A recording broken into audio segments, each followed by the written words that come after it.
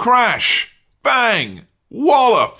What a maneuver. That is our lovely way of telling you that How To Wrestling is now officially a part of What a Maneuver, and that means that you can now finally get How To Wrestling t-shirts from whatamaneuver.net. There are a whole variety of colours and styles to choose from, starting at $22, which is around £18, plus shipping. They ship worldwide. All of these t-shirts are super high quality, and if you grab yourself one, you're safe with the knowledge that you're supporting How To Wrestling. This episode of How To Wrestling, which is about WrestleMania, the granddaddy of them all, is brought to you by Paul Watts, who requested it on patreon.com/HowToWrestling. Remember, if you want to get access to exclusive show notes, over 25 bonus episodes, live streams, and the ability to request your own episode, as well as getting a spot at the start of this show, you can do so by heading over to patreon.com/HowToWrestling.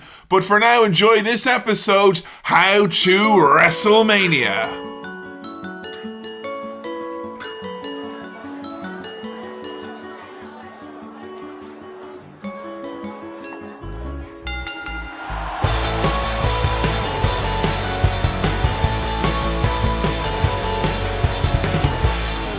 Greetings, friends, and welcome to another episode of How To Wrestling, the world's first wrestling podcast detailing how to wrestling, how to get into wrestling, how to understand wrestling, and goodness knows, how to enjoy wrestling. Hello everyone, once again, I'm Cowboy Kevin Mahan, saddling up one more time to explain things to my better half, and someone who's got less teeth than the last time you've listened to her. It's Joanna Graham. Woo, yeah, less teeth. What's that all about then, huh? It's great.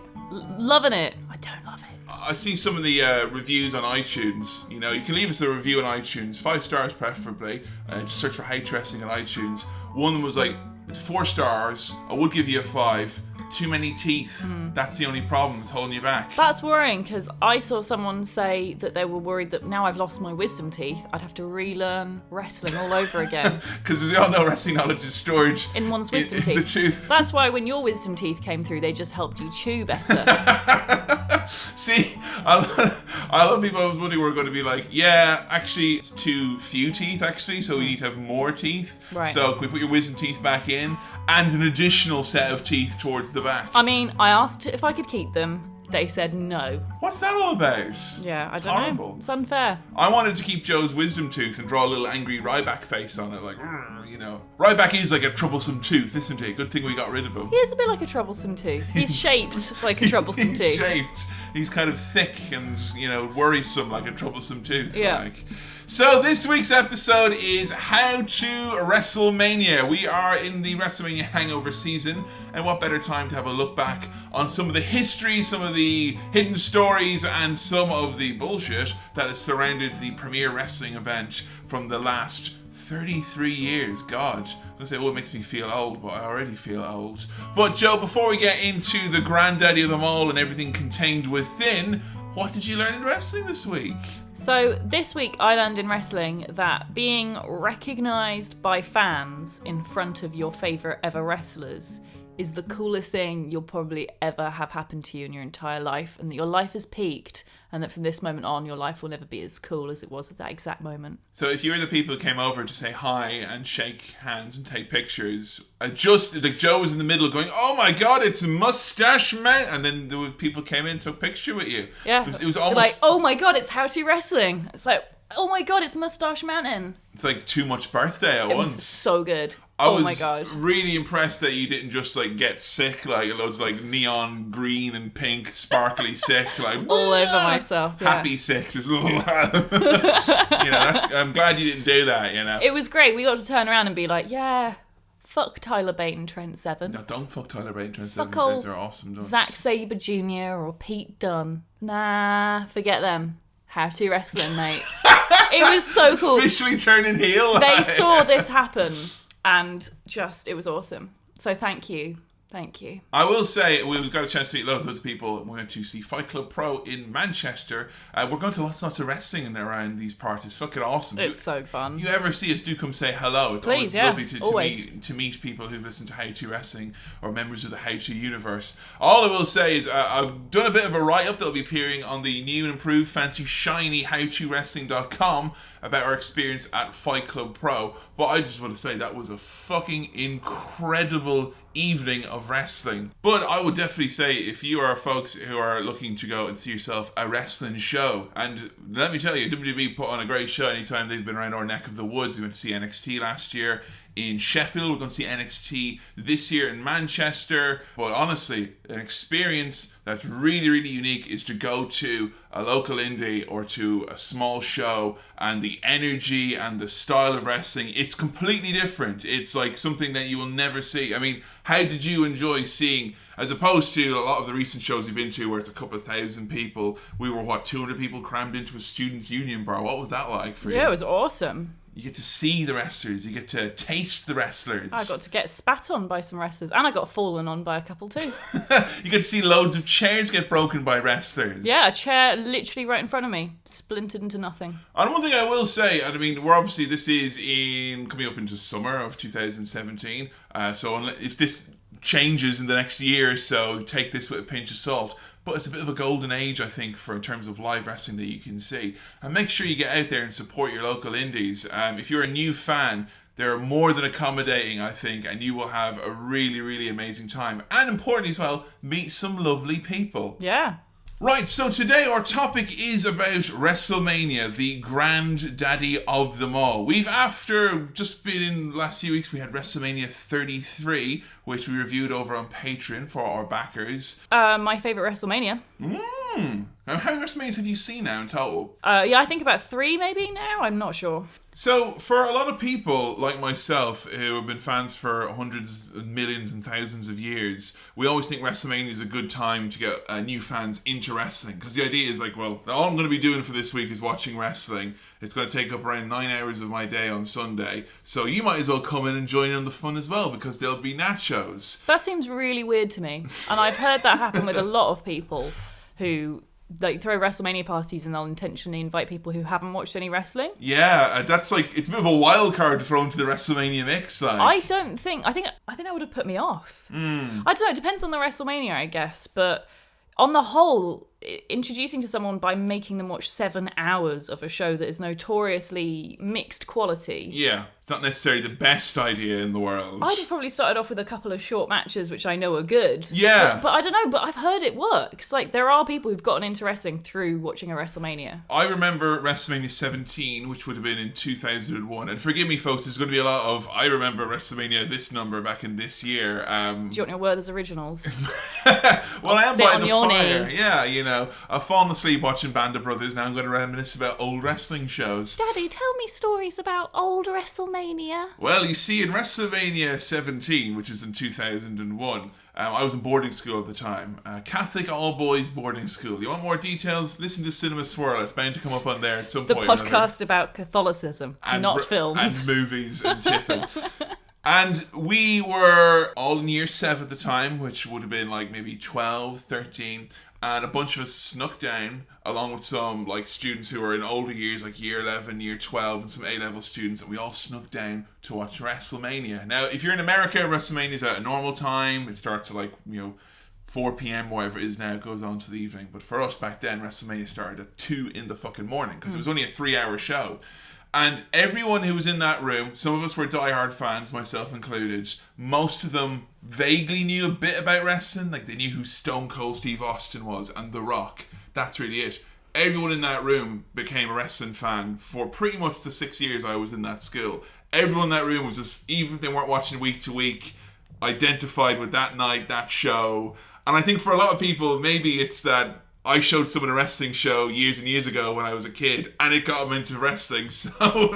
Therefore, it'll works totally still. work now. So, wait, WrestleMania used to only be like 3 hours long? Oh yeah, WrestleMania has only gotten super long in recent years. Our runtime this year was 7 hours. I just assumed WrestleMania had always been... Because since I've been watching, it has always been 7 hours. WrestleMania has been 7 hours since, the last 3 or 4 years it's been at least that length, because they have the pre-show, and then you've got, all the stuff in the network. They don't have to worry about fitting into a lot of time. Half an hour The Rock speech, where he sets fire to something. Yes, the names need to be set on fire. They won't set themselves on fire. But I was always just wondering, as someone... I mean, I remember the first bits of wrestling I showed you were some snippets from WrestleMania 30. But we were kind of only restarted watching wrestling properly around the time of WrestleMania 31. And I was wondering, like, does WrestleMania, is it accessible to new fans, do you think? It's an interesting one because some WrestleManias are more new fan friendly than others. I get the feeling that WrestleMania is becoming more and more new fan friendly. Like this year, I think, was quite an easy one to get started with. But I don't know if that's just because I know more about wrestling now than when I did back a couple of years ago. Because like the first WrestleMania I remember is the one where...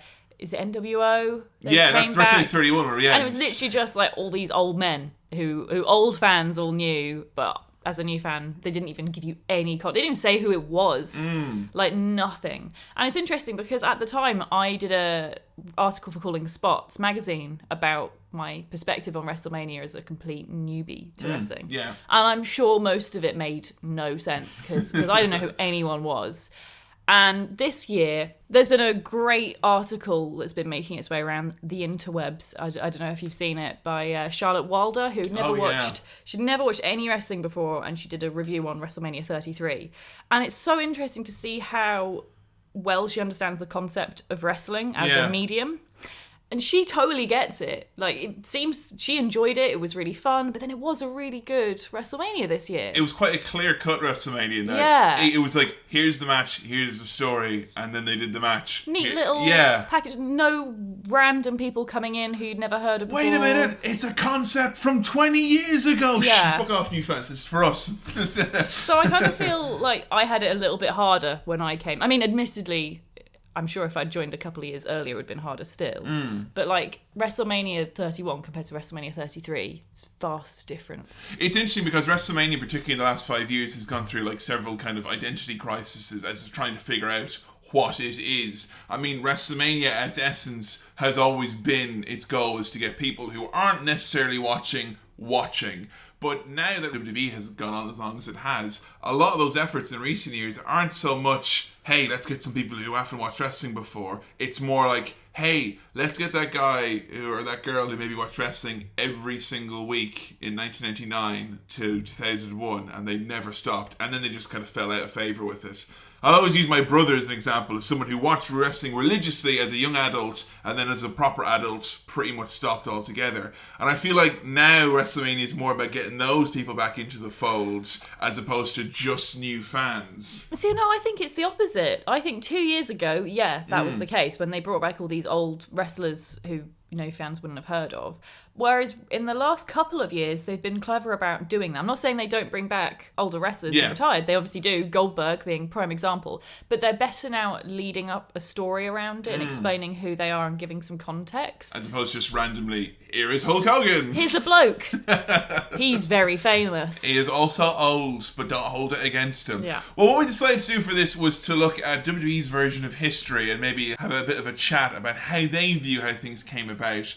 There's some truths here, there's some exaggerations. It's always worth bearing in mind when you're looking at WWE's documentaries that they have a very much their version of history. They're quite like the Communist Party in that sense. Very, very close to that, even though Vince McMahon is totally not a socialist.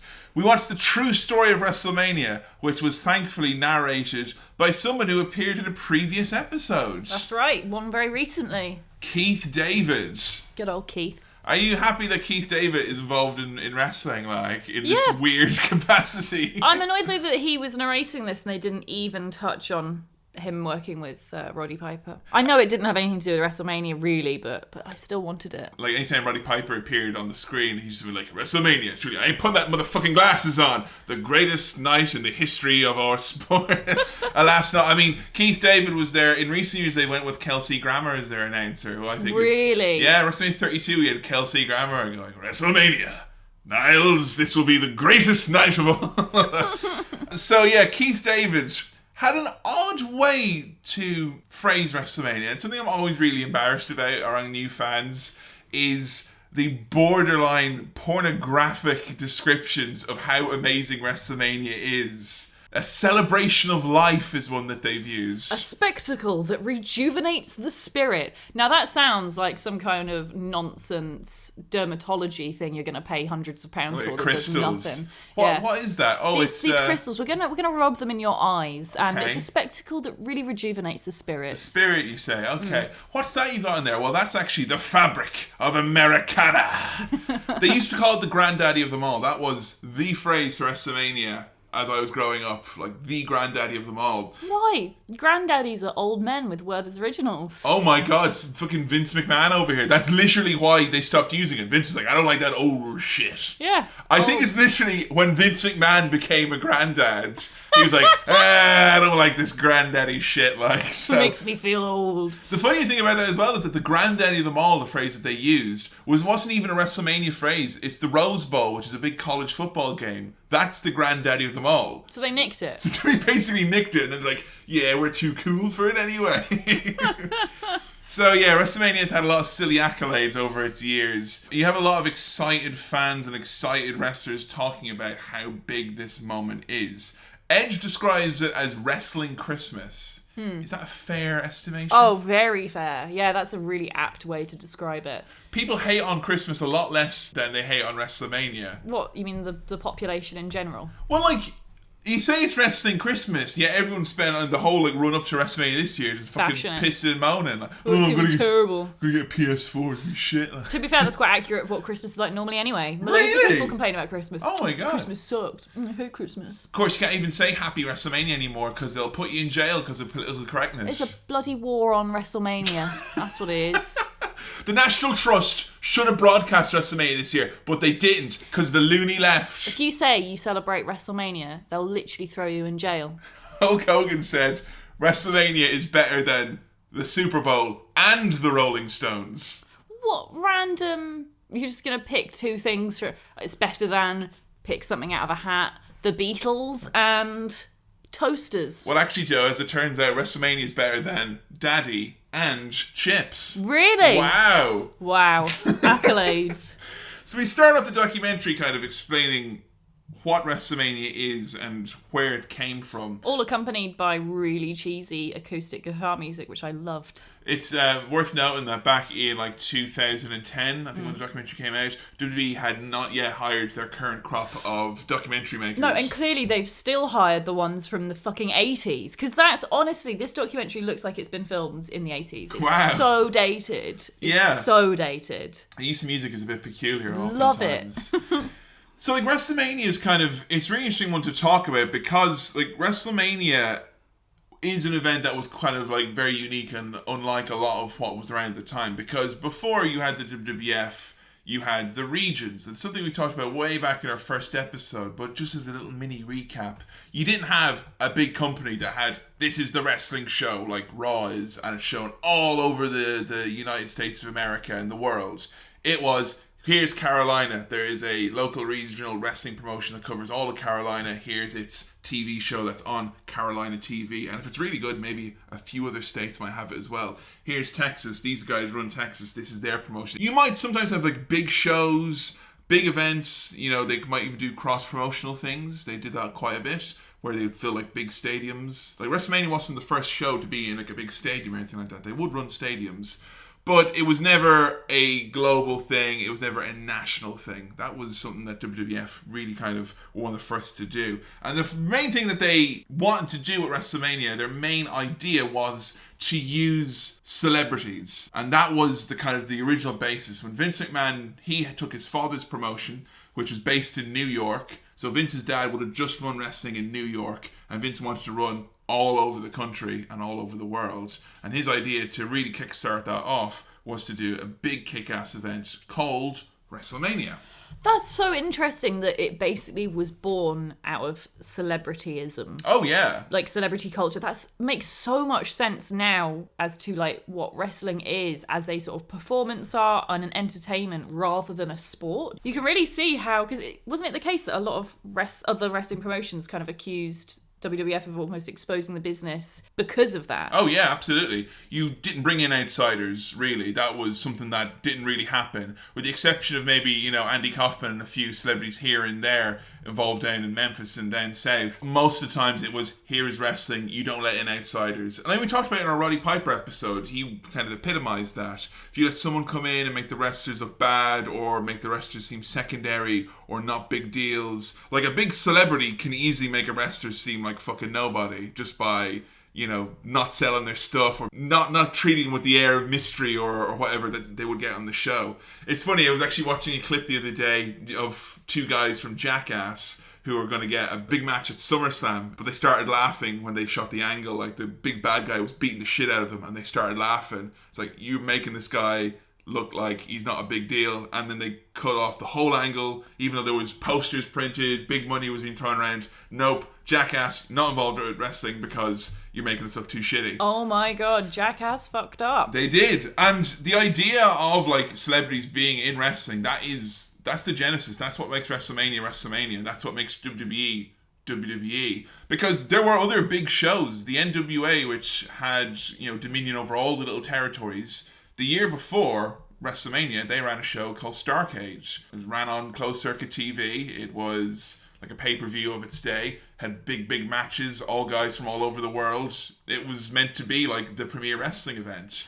But no one ever talks about Starrcade as being the first premier wrestling event. They talk about WrestleMania, because WrestleMania was the first one that got mainstream attention. Because of names like Cyndi Lauper and Mr. T, which even though we talked about a little bit in Piper, it's still amazing to know that wrestling started on the backs of Mr. T and Cyndi Lauper as far as WWE is concerned. Yeah, seriously. The rock and wrestling connection. It's funny, the other companies could not understand what they were doing. Like they were laughing at them, they were mocking them. Well, I'm not surprised, because I imagine if you take wrestling really seriously, and you're like, yeah, it's a sport, man, you know, it's hard, it's violent, blah, blah, blah, and you've got to live up to this image. And then suddenly there are these guys like adding random celebrities in. It would seem like either selling out or like really tacky, surely. Desperate kind of. Yeah, like we're not good enough. We've got to rely on these other guys to like give some fame. Yeah, and that's why I've been attempting to try and get like, you know, big celebrity names on all my podcasts now. You know, I'm going to slowly phase out everyone who's in the podcasts, bring in celebs instead, you know. I figure Mr. T can do your job pretty easily. Oh, I'm not going to go for Cyndi Lauper. No. Cyndi Lauper's going to replace Adam on the Atchera podcast. Fair, good fit. So the AWA and NWA would have been two big other wrestling companies at the time. They were pretty confident that this was going to be a complete flop. A lot of people don't know about WrestleMania, the original one. Do you know how it was financed? I've heard bits here and there. So Vince basically mortgaged his home, which is terrifying. But like every time we cover anything about Vince's like early years doing WWF, I just think of this like parallel world in which he didn't make certain... One of the many things didn't happen. That could not have happened. Like if he hadn't chosen to have celebrity involvement, or if he hadn't chosen... Because like... Surely everyone would have been like, don't do this, Vince. It's a stupid decision. Don't fucking mortgage your house to do a wrestling show with Mr. T and Cyndi Lauper. You idiot. It's not as if he had a few good years. No, this either. is it. This is like him starting off, like, you know? And am I right in thinking his dad had already died at this point? His father had passed that point, So it's not like he has like loads of support in terms of like... No, he had the opposite of that. He had everyone like... He kept on... Yeah. He kept on his father's inner circle. A lot of like the kind of the names who worked closely with his father, and, you know, while they supported him doing this, you know, general idea was that this was a stupid fucking idea. So interesting. Imagine if someone now was like, I'm going to start a wrestling show, even though there's loads of wrestling shows already out there. Yeah, I'm going to mortgage my house. I'm going to mortgage my house. Don't do that. To get a streaming set up for this big thing. I'm going to try and get in all the big top names from pop culture. I'm going to get in, you know, the stars of Geordie Shore and fucking, you know, just... Yeah. And that's kind of equivalent of what it was at the time. It seems mad. It could so easily have not worked as well. Everyone thought it was going to be a disaster. And even that snuck down to the wrestlers themselves. Because Vince had signed up a lot of wrestlers from the territories, and he basically snatched all the best wrestlers from everywhere. You know, he took Roddy Piper from Portland. He took Hulk Hogan from the AWA. He took who he saw to be the biggest stars. And then there was this big worry amongst these guys who thought, all right, we're going to go part of this global brand, this powerhouse, and now we're doing this show. where the boss has mortgaged his home, and if it doesn't work, the whole company is bust. Not only that, but they probably can't go back to their original territories because they're probably like hated by their promoters, right? That was the theory, was that there was rumours going around that the wrestlers who are appearing on the WrestleMania card were going to get blackballed by the other promotions, which meant you would not be hired if you worked the WrestleMania card. Yeah. There was some rumours that some wrestlers actually claimed, I was going to be at WrestleMania, but I was threatened. Sure. Sure you were, yeah. Sure. So yeah, it wasn't on pay-per-view. It was on something called closed circuit TV, which I think is one of the most fascinating old technologies ever. Forget VHS, closed circuit TV is the new amazing old technology that has captivated my heart. You couldn't, back in those days in the 80s, ring up your cable provider and say, yes, I'd like to watch WrestleMania, please. And then they would put it on your TV and you could watch it. Which is a concept I find bizarre anyway. Like, why would you want to call up to watch a thing? That's so weird. That's back in the days before the big red button on Sky Box Office. So you're telling me there's something even less convenient than this? There's less convenience than the red button and the phone. Yeah. So if you wanted to watch WrestleMania back in these days, you had to buy a ticket to go to see it in a local theatre. So what Vince had done, because the technology simply didn't exist to show it at home, you couldn't beam that signal out to individual homes. It didn't happen back then. It wasn't for a few more years that was possible. What you did was you went down to the local cinema who would be showing the direct live feed from WrestleMania. You bought a ticket, everyone sat in the crowd. We watched the wrestling show in a movie theatre on the big screen live. Now, let me tell you, I want to watch WrestleMania like that some year. Okay, yeah, I made fun of how inconvenient that sounds, but to be fair, I think that'd be really fun. That would be so much fun. Loads of snacks. Bring all your friends. Yeah. All hang out, cheer, boo. Because the problem is, I've seen a few WrestleManias and wrestling shows in, sports bars and pubs and snooker halls. That sounds kind of inconvenient. I wouldn't want to be there for 7 hours. It's a little bit loud. You're there a little bit too long, Whereas I think just being in a movie theatre like that, you've got a little bit more privacy, I guess. It's a little bit... I don't know, there's something about that just seems fucking brilliant. Yeah. And I hope someone decides to run WrestleMania on closed circuit TV. Yeah, really hope so. But they were terrified because closed circuit TV, again, was a new technology. So he was on TV every week saying, WrestleMania's coming to you this Sunday, don't forget this Sunday. And a lot of people were like, oh, okay, so it'll be on telly then. And they do all these things where it's like, and don't forget, you can't watch it on TV, you have to ring this phone number here, find out where it's been shown in your area, go there, buy a ticket. And it was so confusing. And they were really worried because there were no ticket sales. They were very, very low. And it looked like it was going to be a complete bust. It wasn't until they did one or two last minute angles with Mr. T and Hulk Hogan that they got a lot of interest and had a bit of a late ticket surge. What actually happened was Hulk Hogan appeared on a chat show, and the chat show host, it was Hogan, Mr. T and the chat show host, and the chat show host was like, wrestling's a bit fake though, isn't it? And Hogan's like, oh, is it fake, brother? And he went over and he put him in a headlock, and the guy passed out, fell down, and cracked his skull on the floor. Fucking hell! And Hogan was like, yeah, I meant to do that, brother. Oh my god! Was the guy okay? He sued them, as far as I know. He got a big payoff. He got a big payoff in the end, but... Worth it, though. I'm pretty sure, it's something that they didn't touch on here, because no one's ever going to admit the reason why we had the viral marketing of the main attractions fucking physically imposing themselves on a snarky chat shows. But it was that, because it was all over the papers. It was like, oh, these fucking wrestlers did all this shit, and Mr. T was a huge star. Mr. T's name's attached to anything. It was that, the notoriety. There you go. You had a lot of people watching WrestleMania. And of course, that's not taking into account all the shit that Piper was doing, kicking Cyndi Lauper in the face. A lot of good celebrities died to bring you WrestleMania, people, okay? Wow. No celebrity is safe. So, fun fact as well, and something I think is very worth bearing in mind, a lot of these earlier WrestleManias are so bad. They are so bad to watch. WrestleMania 1, if you are a new fan and think, oh, I'll just watch Season 1, Episode 1 of WWF, which is WrestleMania 1, surely. No, don't. It's bad. Pacing is weird. The presentation is weird. It's not wrestling as you know it. It's literally squash matches, jobbers, guys you've never heard of, random backstage segments. But what they did have, though, were celebrities. You had Muhammad Ali.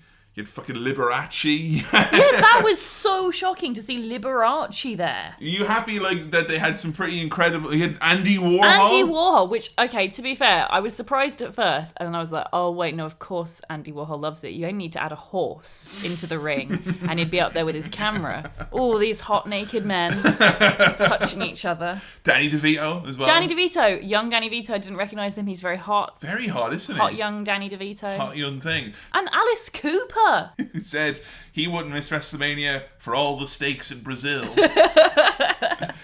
So yeah, even though you had all these quite like laborious, boring matches, the combination of celebrities and the fact that it was like all these people were going to these theaters, there was a buzz about it. WrestleMania was a massive success. They got huge numbers on the closed circuit, and it put them on the map, really. Wow. Put Hulk Hogan on the national map. And then we get to WrestleMania 2. And what's great is that you get to see the hubris of Vince McMahon. Put my fucking house up on the line, nearly became homeless. Let's do the worst idea ever for WrestleMania 2. He's really flying close to the sun here, isn't he? He's inside the sun, reading a copy of The Sun. That, like, it's fucking on Sunday. That's how close to the sun he is here. So it's a struggle to do this one fucking live show, and for WrestleMania 2, they did 3 fucking cities. So yeah, I was trying to get my head around this. So they had WrestleMania live at 3 separate cities in 3 separate arenas. Chicago, Los Angeles, and New York, which are considered to be like the holy trinity of WWF wrestling or WWE wrestling cities. Okay. And then they thought they'd try and broadcast all 3 arenas live. Yeah. Alternating between the arena depending on what was going on at the time. Mm-hmm. Which, okay, sounds amazing. Like, if you could pull it off... That's high concept. That's incredible, because it gives other wrestlers a chance to kind of unwind, lets them kind of go to the arena nearest to them, I suppose, also, their families. You get 3 gates, so Yeah. you get 3 arenas that you are essentially selling out. So you'd think lots more ticket sales. So the technology didn't exist. That's Yeah, what year was this? What, like... 1985, 86? Yeah. So yeah, and if you watch it back, even on the network, it's full of technical glitches and errors. Like they cut over, the mics cut, they don't work. I bet. That'd be like, today, that would be hard to pull off. And like Vince as well was like, he didn't like think about certain things, like the fact that they didn't have 3 commentary teams. They only had like 1. So he had Vince McMahon and just some randomer from some TV show who had never watched wrestling going, wow, look at that. Like for a whole hour of WrestleMania. See, like, they could do that now because they've got enough wrestlers, they've got enough commentary teams that you probably could today. Yeah, they could. And they probably would sell enough tickets as well to They make actually, it worthwhile. I think the only thing that would stop them from doing that these days is the fact that when you go to WrestleMania now, it's like the city bids for you. Yeah. You get welcomed in. It's like, it's a special thing. Oh, you're in Orlando. Oh, you're in, where the specific city, and you do loads of events to help that local economy. I wonder if they would be less keen to have that divided by 3, essentially. You could do it, though, by 2 and have SmackDown versus Raw. Oh, shit, yeah. Yeah. And like, because I mean, this year, WrestleMania, we didn't go to WrestleMania this year. There was like, it's one of those things that probably didn't think about in enough time to arrange. But looking at WrestleMania this year, there was like 90 events on across. It was so stressful. I know people who were there, they were like fucking literally in tears because like, oh, the show is running over by 10 minutes, which means I won't be able to get to the Hall of Fame, or I won't be able to get to this show. And it was a really like, feels like we're reaching critical mass. Yeah, I would work, because I really want to go see a WrestleMania. It's one of the things I want to do. Fucking stressful affair. But yeah, that's the thing. It's kind of like, it's a full week of nothing but wrestling. Yeah. Like, and no time. Too many shows, Yeah. too many things to see and do. Like. And I know I'd get really anxious about missing anything, because be like, oh, that one thing I missed would end up being the best thing of all. Because when I went to WrestleMania, we had WrestleMania, Fan Access, Hall of Fame. There was a signing we went to. That was like an independent signing that had all non-WWE guys there. And there was 2 Ring of Honor shows. Wow. So I went to 7 shows. And I swear to God, going from the Ring of Honor show to the Hall of Fame, people were literally like fucking having breakdowns. It was so stressful. Like, Yeah. And we were across the road. It's like, hey, we're going to be 5 minutes late. I figured trying to do that now. Yeah, because people are talking a lot at the moment about, oh, how can we maybe improve the WrestleMania experience? A lot of chatter is split it over 2 days. See, So you get to have, WrestleMania Night 1, WrestleMania Night 2. You do Saturday and Sunday night. You get the fans are going to be there. They're going to happy to go to 2 3-hour shows as opposed to 1 7-hour show. Yeah. You can put it on the network. It doesn't matter. But if they did that, then they'd have to have another night for TakeOver. Yeah. So it's probably just going to... And then probably another night for Hall of Fame, because that's always on a different night as well. So that's suddenly 4 days. It also becomes even, a little bit longer. But it might be feasible. I'd love to see him try this WrestleMania 2 thing again, though. Yeah, I think it's a really interesting concept. Even if they didn't do it for a WrestleMania, just like SummerSlam or any kind of show would be really interesting to see. Just to see if they could do it. Yeah. Because they most certainly couldn't do it. Because they're kind of here just going, yeah, that didn't work. Oh well. WrestleMania 3. Very quickly. Yeah, very quickly to WrestleMania 3. Bigger, badder, better. At the Pontiac Silverdome. Which is, even by modern standards, when you see the shots of WrestleMania 3, that's where we saw Hulk Hogan versus Andre the Giant. We looked at that in our How to Hogan episode, which is viewed to be a very important wrestling match, albeit a very boring one. Yeah. Tell the good people what the attendance was reported here, Joe. 93,000 people. That's a lot of people. Yes. A lot of people. I mean, that's, of course, a lot of people. Is that more people than normal? Well, see, this is one of these interesting things. There's been a lot of scuttlebutt about this, particularly over the last year, with certain people trying to make claims and other claims. But WWE, their attendance figure that they always tout, they'll always say, we've got 86,193. They'll pull a really specific number out. Right.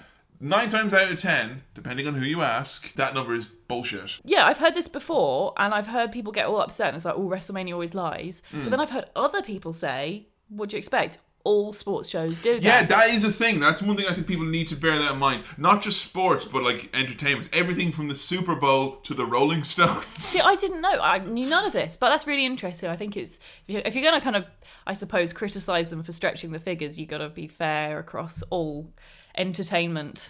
Dave Meltzer from the Wrestling Observer has dedicated a portion of his life to trying to find out what the actual number is. And it's I imagine him locked in this room with red twine all the red everywhere, twine, the pins, and wait a minute, that key. It's like the number 23, except Yeah. it's the number 93,000. Yeah. Trying to figure it out, But the alleged real number is closer to 70,000. Now, it's very funny because there is a podcast out there at the moment called Something to Wrestle With, where one of Vince McMahon's inner circle from this time is spilling his beans about all of these things. But he's very, very defensive about a number of WWE things that have been called as bullshit over the years. One of them is the attendance, and he stands by these attendance figures. No, we're not lying. 93,000 people were in attendance.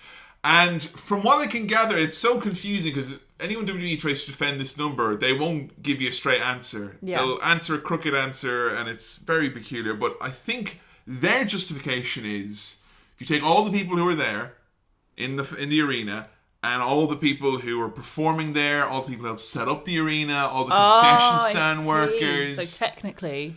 Even with that, though, there ain't 20,000 people, there's not one worker between 4 people here. So, I resigned myself to not giving a shit. Yeah, I'd like to know what both sets of numbers are, but I don't really care if it's lying about it.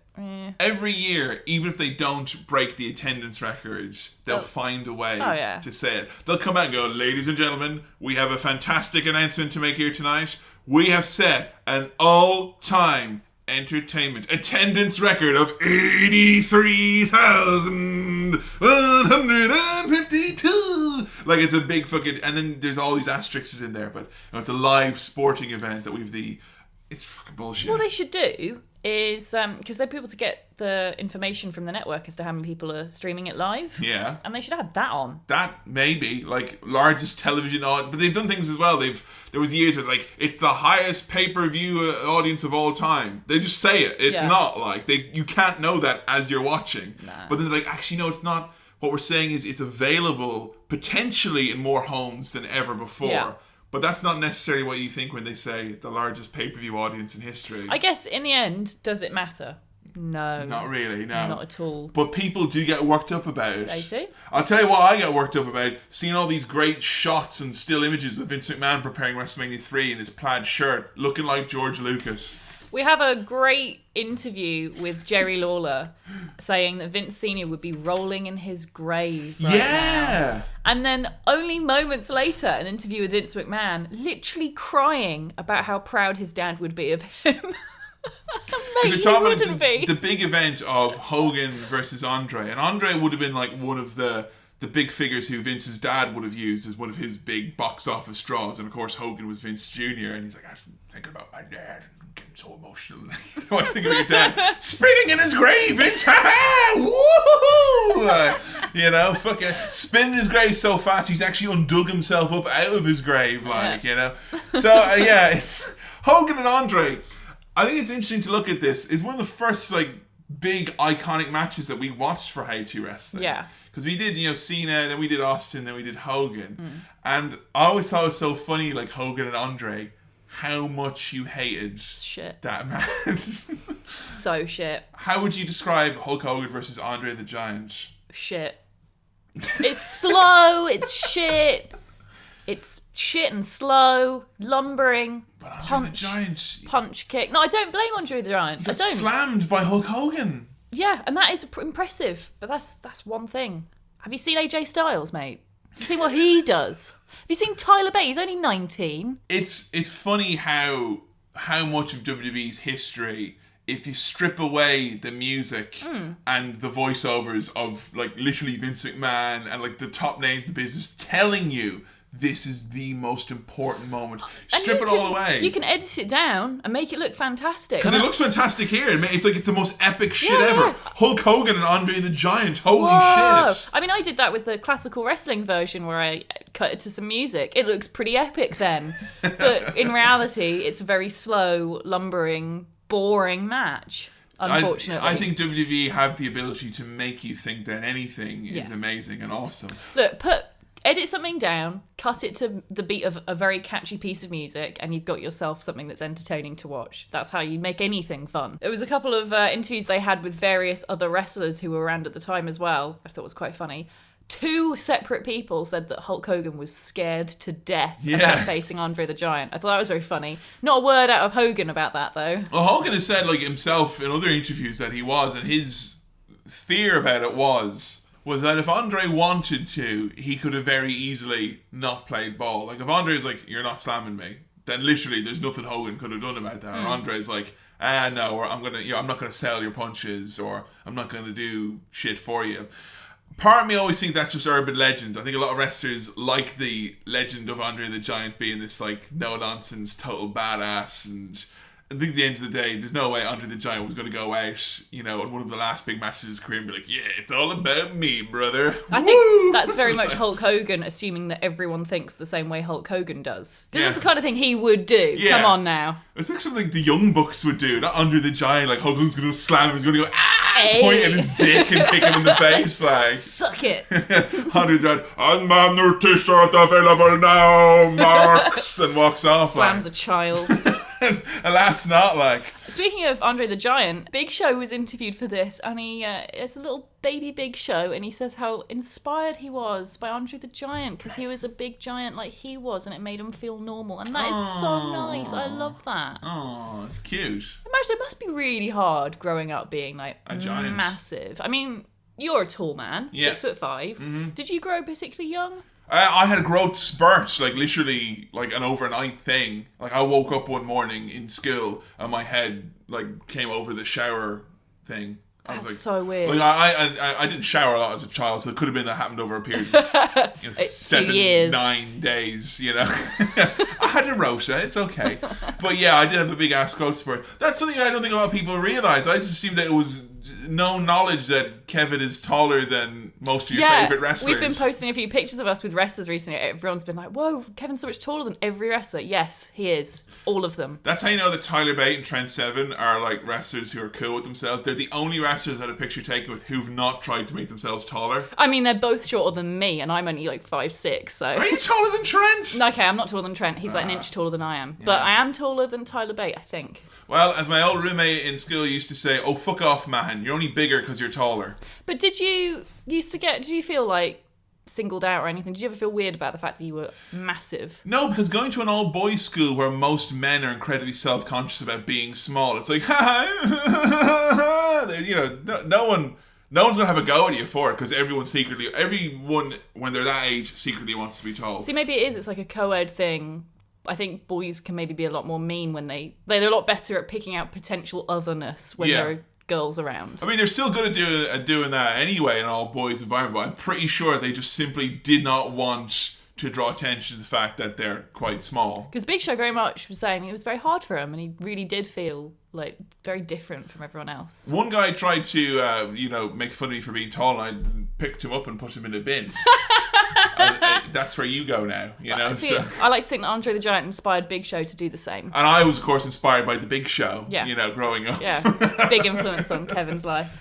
So we cut to WrestleMania 23, and it's like WrestleMania 23, which also took place in the Silverdome in Detroit, so it's kind of, they're trying to link the two things together there. It's kind of unsure what it was, then Donald Trump's big fat fucking head appeared, and Joe said, "Oh, this one." Had a quick chat with the President of the United States of America about WrestleMania. Yeah, they had a little soundbite from Vince, who was saying, once you get to know him, he's the most humble, the nicest man. Sure, Vince. Yeah, well, sure. I'd say that as well. If Trump made you, like, Secretary of Defense, yes, I'd probably have nice things to say about him. He's the most humble, nicest man. Just once you get to know him. Once you get to know him and you hear all the stuff about grabbing pussies, you find that he's lovely. Let's get locker room talk on this, all it is. WrestleMania 4 and 5, which, as we talked to in our Trump episode, took place at Trump Plaza. So Donald Trump was involved in some of the early WrestleManias. Part of Trump's gamble in New Jersey was to try and bring in some big name events, such as WrestleMania. It's so funny, like, so many of these early WrestleManias, when they cut to, and I just went, oh, fuck this one. Oh, fuck this. Oh, not this one. And honestly, if you're just to look at, like, point WrestleManias, you'd probably think for a lot of old fans that WrestleMania is this horror fucking awful shit show. Because so many of them, particularly the early ones, are so bad. Yeah. I got the WrestleMania complete box set on DVD when I was like 18 years old. It was like my gift to me for graduating from secondary school. And I was like, oh my, all of WrestleMania, all of it. Because I'd only ever heard about some of these things in like, little video packages. I sat down like, WrestleMania 1, here we go. Ugh. And then like WrestleMania 2, I'm not going to bother with 3 or 4 or 5. I'll just watch the one from last year. And it happens an awful lot of the time with it. Like so many of these WrestleManias have got like bad taste with them, but it's always got like at least 1 or 2 incredible matches in them. There's like 20 matches in WrestleMania 3, but one of them is so good that people love WrestleMania 3. Is it the main event? No. Huh. It's Macho Man versus Ricky Steamboat. Oh, yes. I like when they're talking about WrestleMania 4 and 5, and you've got footage of young Donald Trump, who inexplicably looks like old Alan Partridge. Yeah, he does, yeah. Shaking Hulk Hogan's hand, with the two of them shaking hands, and Trump going, "This is so easy. I've never sold more tickets so easily in my entire life." Obviously, he didn't work at his inauguration, like, but he won't go away. He's like a shit smear. It's just he should have brought Hogan in for the inauguration, like, you know. Hogan could have got brought in the millions, like, you know, the Pythons would have brought people in there. They do talk a lot now about Hogan and how important he was. There's a few people who they kind of spotlight in the documentary as being like pivotal and important to WrestleMania. I was surprised, actually, on that note. They barely mentioned Roddy Piper. Oh yeah, he doesn't get mentioned in this at all. Not a breath. They cut to him at one point, and that's like it. He's not viewed in their grand scheme. But that's bullshit. Like, we know, we've just covered Roddy Piper. He was so important. Like, oh yeah. And they just cut him out. It's funny because like they will never point to a heel ever and be like, and they're one of the all-time greats or important. It's always a good guy, because the people they talk about in this who are special for WrestleMania is Hulk Hogan, Stone Cold Steve Austin, Shawn Michaels, and John Cena, which are the 4 biggest baby faces in WWE history, basically. Bullshit. And Undertaker gets a look in as well, of course, but I mean, yeah, even he though doesn't get much compared to everyone else. And I think, as we talked about in our Roddy Piper episode, yes, we got a lot of people watching WrestleMania because of Hogan knocking people out on fucking TV and Mr. T being there. But honestly, Piper had such an important role. He doesn't get a look in at all here. It's really sad. No. But yeah, they say Hogan was box office. Hogan was ratings. Hogan was kids buying merchandise. He was like the primary source of income for the company. So the first 9 WrestleManias, Hogan was there, front and center, even when he wasn't with the company in a big capacity, like, which is kind of shitty. Like they say at one point, no Hogan, no WrestleMania. Oh, fuck off. Are you happy we didn't see Hogan at this year's WrestleMania? Yes. There were big rumours. Ugh. I'm so glad he wasn't there. He had a beach shop to open up. He couldn't attend WrestleMania. He does the big towns, brother. He doesn't do Orlando. Yeah. We talked now about a really interesting one. WrestleMania 7. We get to hear WWE's version of history, and we'll talk about what probably actually happened. WrestleMania 7, which happened to take place around the time of the Gulf War. Which I know nothing about. I didn't even realise that Iraq was involved in sorry, this is going to really show my ignorance, but like my knowledge of war history, basically non-existent. So this whole thing, because they were leading into it with this angle about Sergeant Slaughter and everything, who again I know very little about. I was like, this doesn't seem so bad, and then oh my god, yeah, kind of escalated quickly there. So around this time, you had Saddam Hussein, who was the dictator in Iraq. He invaded Kuwait and he was using chemical weapons. So problem was that there were still troops stationed there.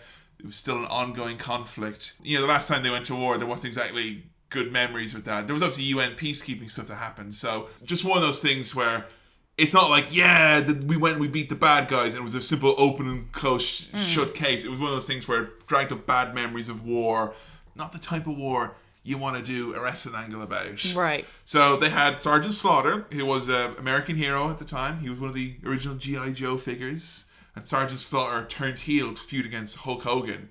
Sergeant Slaughter became an Iraqi sympathizer. And he knew he became an Iraqi sympathizer because he had special pointy Iraqi boots and had men from Iraq with him. Like the Iron Sheik, who is from Iran, but it's basically the same place, it doesn't matter. Right, of course, yeah. So you had this guy go with his pointy boots wearing his headdress going, I pledge to wrestle only in the good name of Saddam Hussein. And Sergeant Slaughter felt that Americans had too much freedom and that we could all learn a lesson from Saddam Hussein and what was going on in Iraq. At one point, they wanted to burn the American flag. And this is WWE. What did Sergeant Slaughter feel about all this? Had to be talked into it. Because Sergeant Slaughter was, he wasn't, like, before Hogan, Sergeant Slaughter was, like, the American hero wrestler. Wow. And he was a G.I. Joe, and that, I know I keep saying that. It doesn't really mean much to me. I've not seen G.I. Joe. G.I. Joe was basically, like, it was the action man of America. It was, like, wholesome military action figures, G.I. Joe, they're going to stop the baddies. It was, like, meant to be a very positive thing, and it was a very American thing and very strong pop culture. So the fact that Sergeant Slaughter was a G.I. Joe was like a big fucking deal. Like, so he wasn't too wild on it, but the idea was that he'd make a lot of money from it. It was a big angle. He was getting on in years with Sergeant Slaughter. His best years were behind him, so he agreed to do it. They were going to burn the American flag.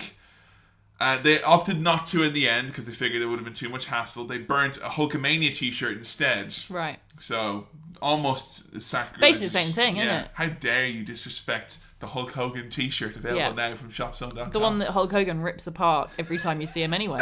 Hogan came and ripped an American flag every time he came through.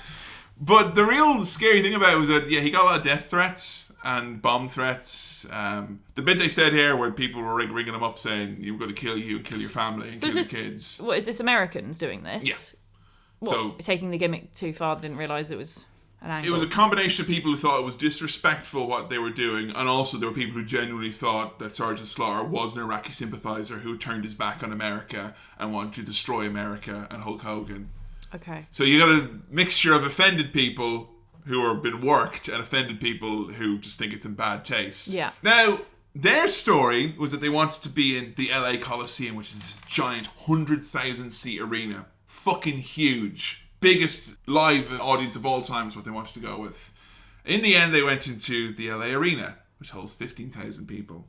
Now, if you were to look at the week before this show was meant to happen, they'd sold around 15,000 tickets, and they're meant to be in a 100,000 seat arena. Isn't it convenient that WWE's story is, we got bomb threats? Yeah, that is quite convenient. like the Super Bowl was going to get cancelled that year because they thought, there's going to be bomb threats and shit were being called in, and so the FBI provided security for the Super Bowl.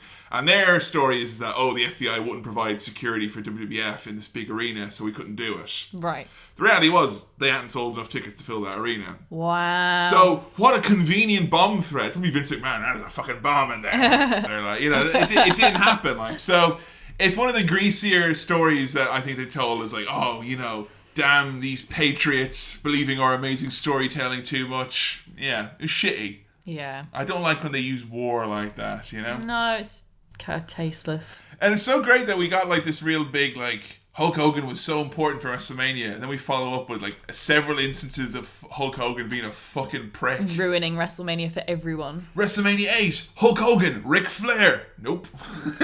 No, they decided that it was going to be...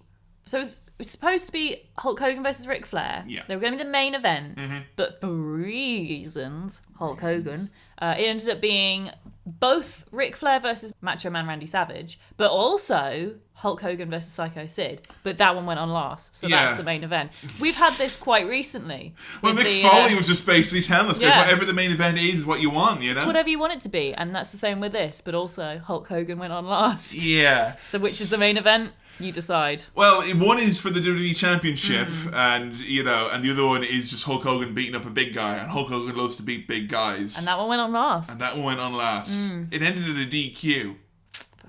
That's how WrestleMania 8 ended, with Hulk Hogan winning a match by disqualification. You know what's so weird about all this? Like, you're really seeing a trend of Hulk Hogan just doing whatever he wanted to. It was being catered to, I think, yeah. But then he went on to go to WCW, where he was given full creative control.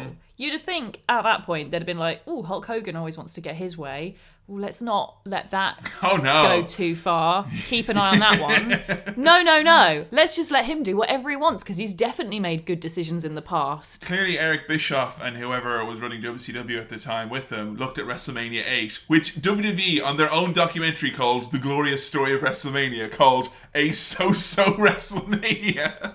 And we're like, let's give this guy full creative control. Well, he obviously knows what he's doing. I mean, there's a number of reasons for it. It's not simply a case of Hogan going, "Nah, I don't think so."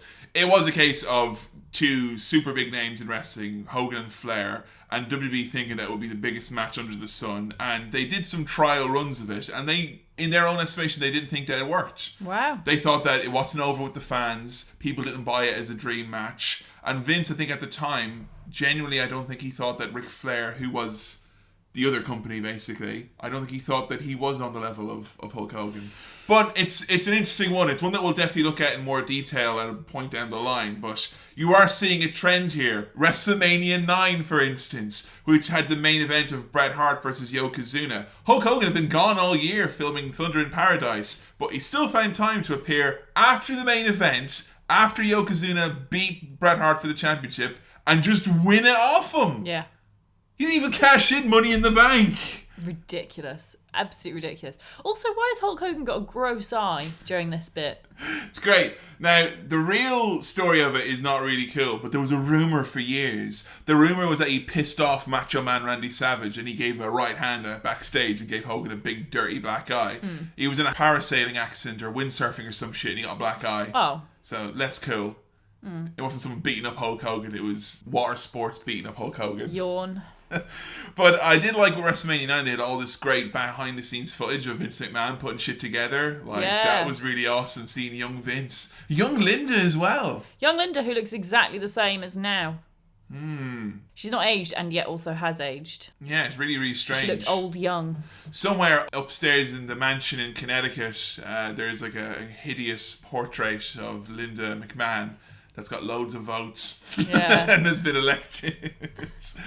So yeah, I don't want to go on about Hogan being a prick non-stop, because there's obviously more to all these WrestleManias. Sorry, it's kind of Hulk Hogan's fault though, isn't it? But imagine, how much people hate John Cena or Roman Reigns. Yeah, and yet Hulk Hogan, genuine shoot dick, ruins everything. The rumbling was that Hogan literally was there backstage going, "People aren't buying this. You need to send me out. You need to send the crowd home happy. They're not going to buy a heel like Yokozuna, and because WrestleMania always ended with a good guy winning. Really? And this would have been the first WrestleMania with the baddie winning. I see. And Hogan was like, oh, people won't like it, and we'll do Hogan and Brett down the line. They never did Hogan and Brett down the line, because as soon as Hogan wins this belt, he went back off to do more TV and movies and shit.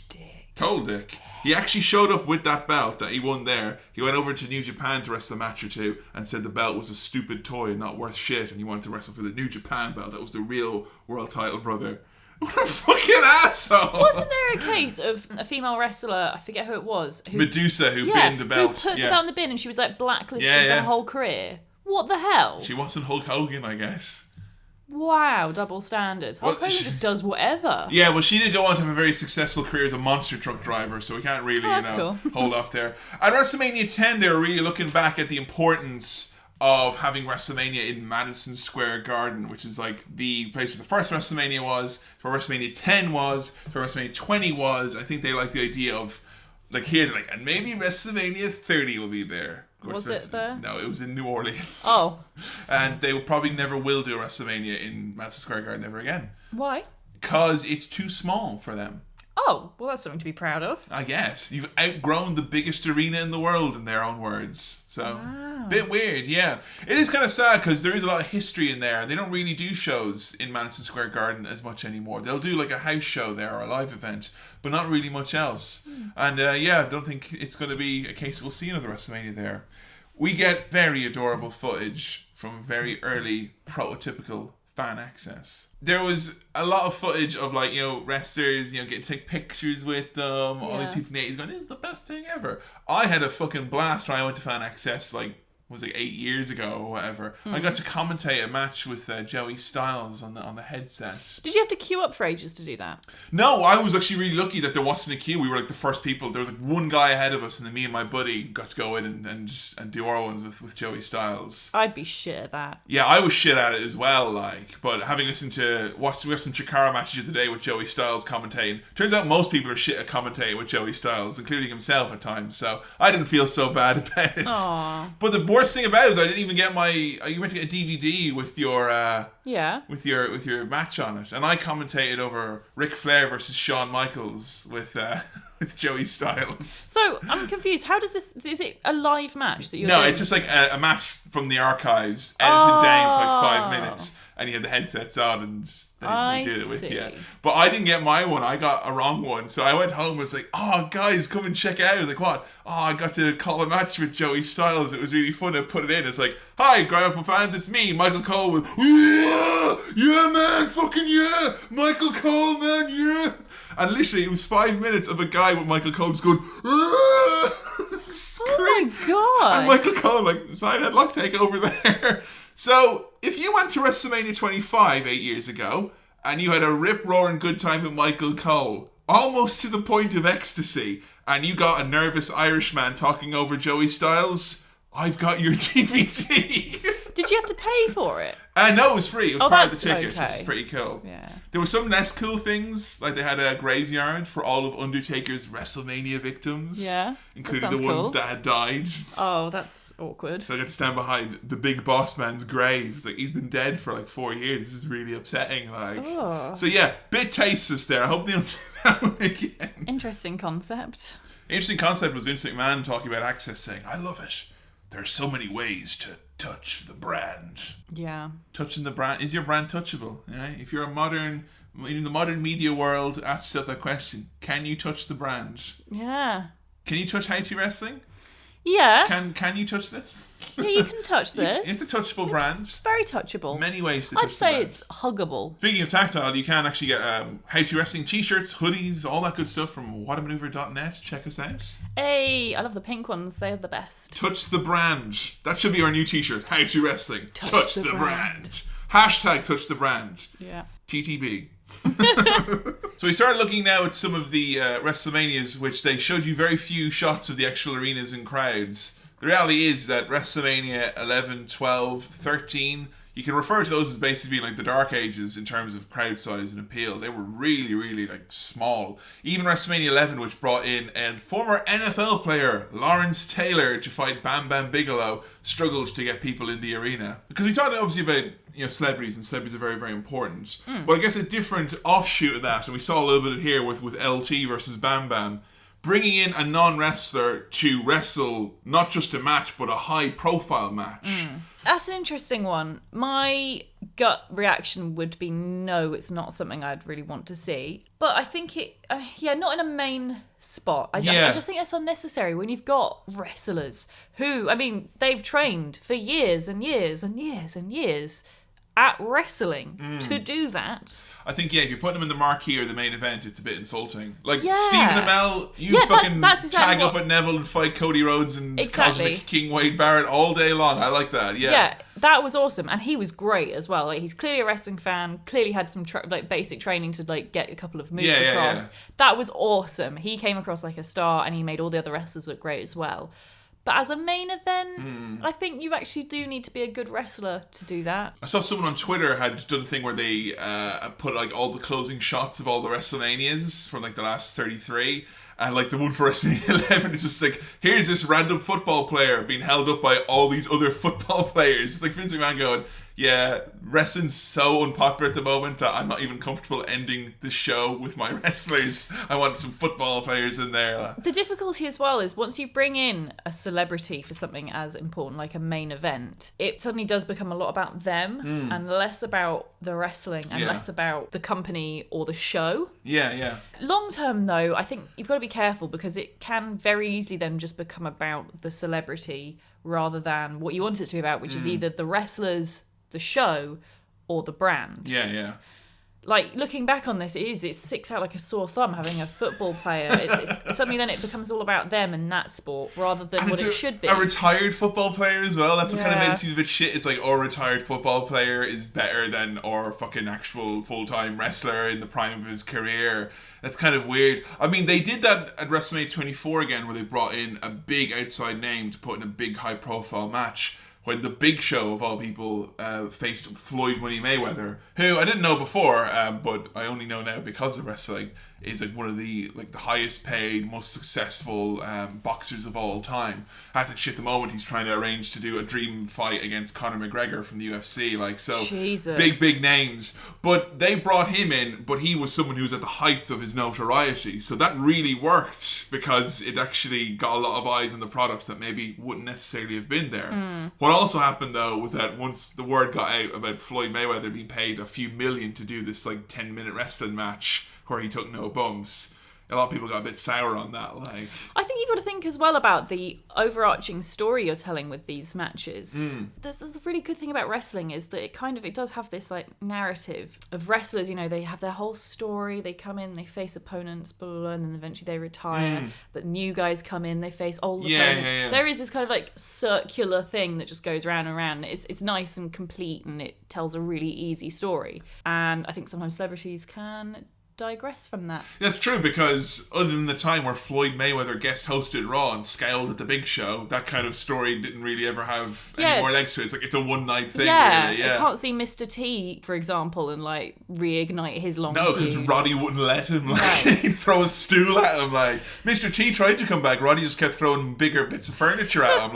But even then it would seem weird because either that celebrity has then gone on to do different things, or they're no longer that big of a celebrity to anymore. Go back to wrestling. In which case that's weird. It just doesn't work. Yeah, it does kind of disrupt the flow almost. Whereas bringing in old wrestlers, I really like now when retired wrestlers come back to make a one-off appearance and stuff, because it makes sense and you can keep coming back to it. Unless they're Goldberg, of course, that is for you, yeah. Well, unless it's Goldberg, because I hate Goldberg and his stupid son.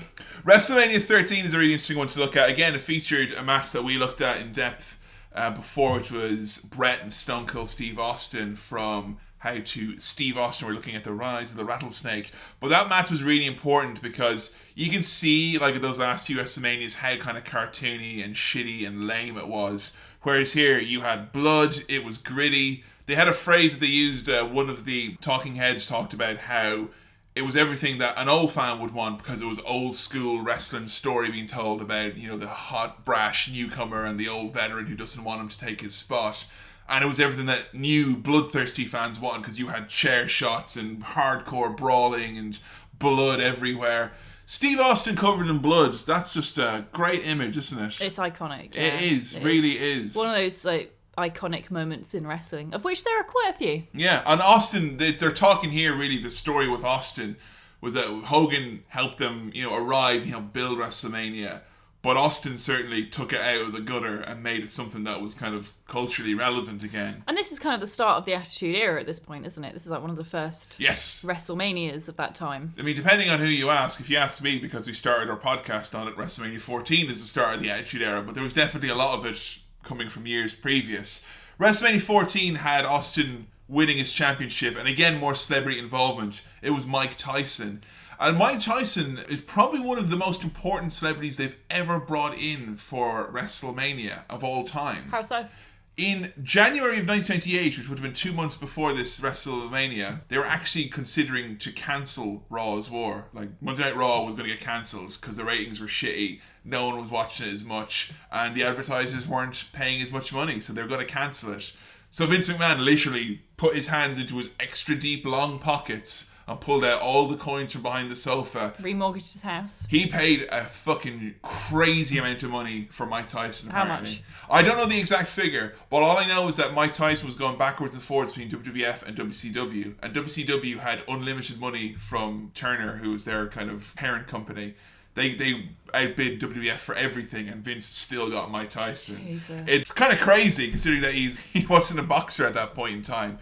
If you're someone who wants to maybe get into certain periods of wrestling, and the Attitude Era particularly, you might think, logically, the best place to start in the Attitude Era would be to go to the WrestleManias. Those are the big shows. Those will be the big storylines. Honestly, WrestleMania and Attitude Era, they don't mix. Really? Yeah, with the exception of one, which was WrestleMania 17, which marks the end of the Attitude Era.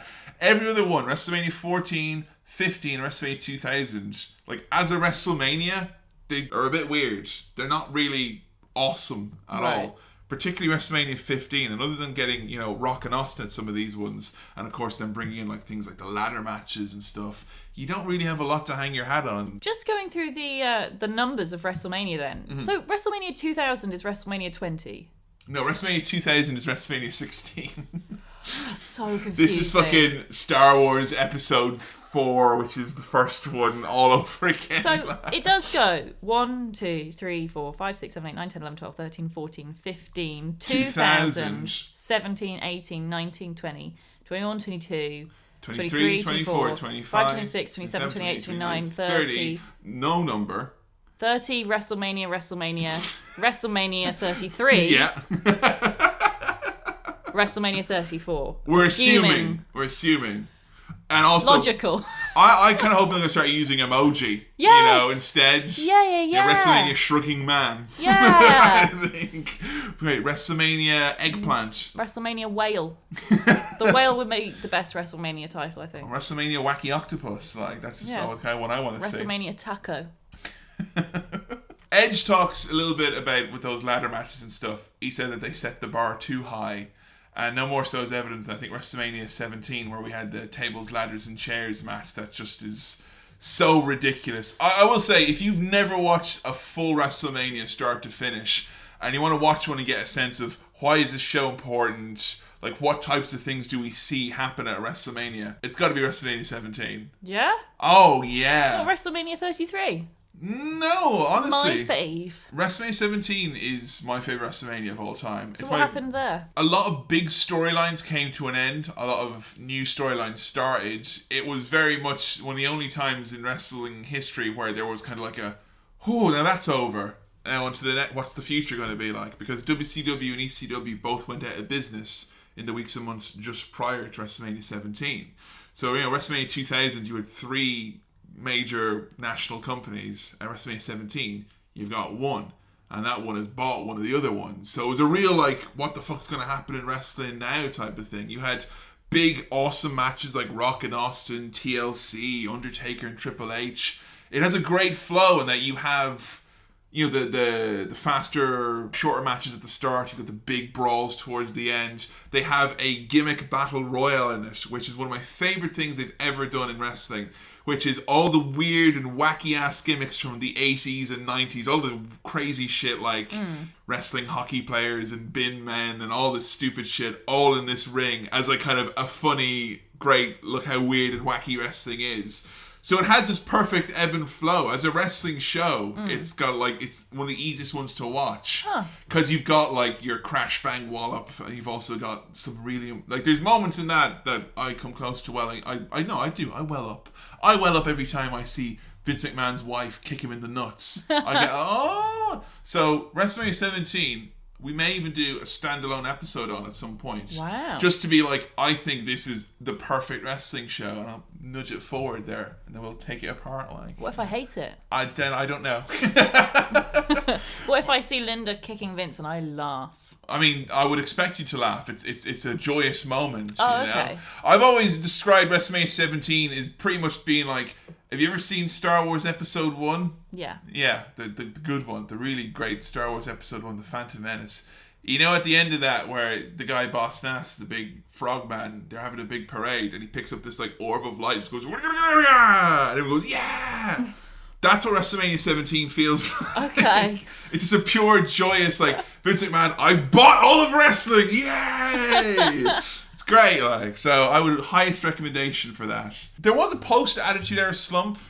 18 and 19 were WrestleManias that were kind of known, particularly as well 19 for having alarmingly low buy rates. They took a big dip down, like fewer people were buying them than previously.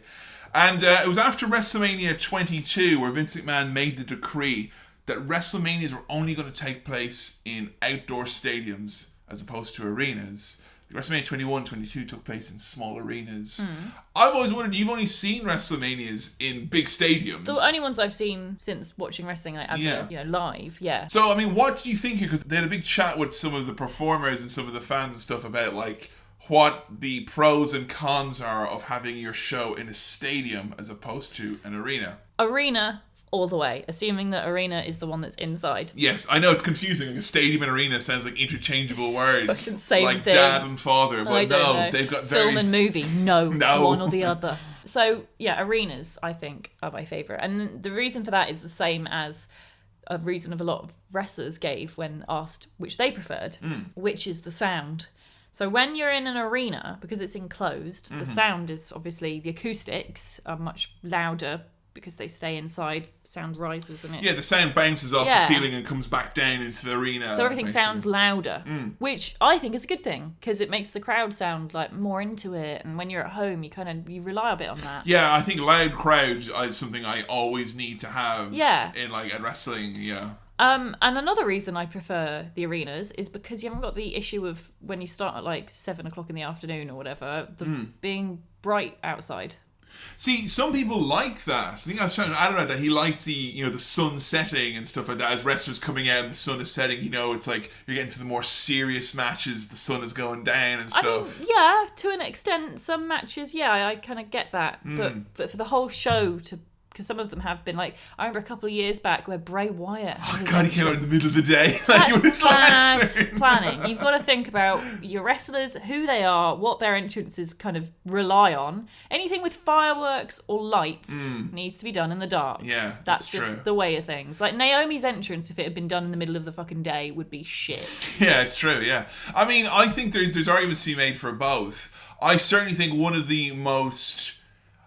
annoying things about it being in that stadium is the fact that the crowds don't become united as one, if you know what I mean. Right. Like, you'll have pockets of people over here chanting this one thing, pockets over there chanting something else. Like, at the last couple of WrestleManias when you've had, like, over 80,000 people spread out, no one's going to really know what's going on. And when I was at WrestleMania 25 and they had, Michaels versus The Undertaker, one half of the arena we were chanting for Shawn Michaels and the other half was Undertaker, and like the whole night it never stopped.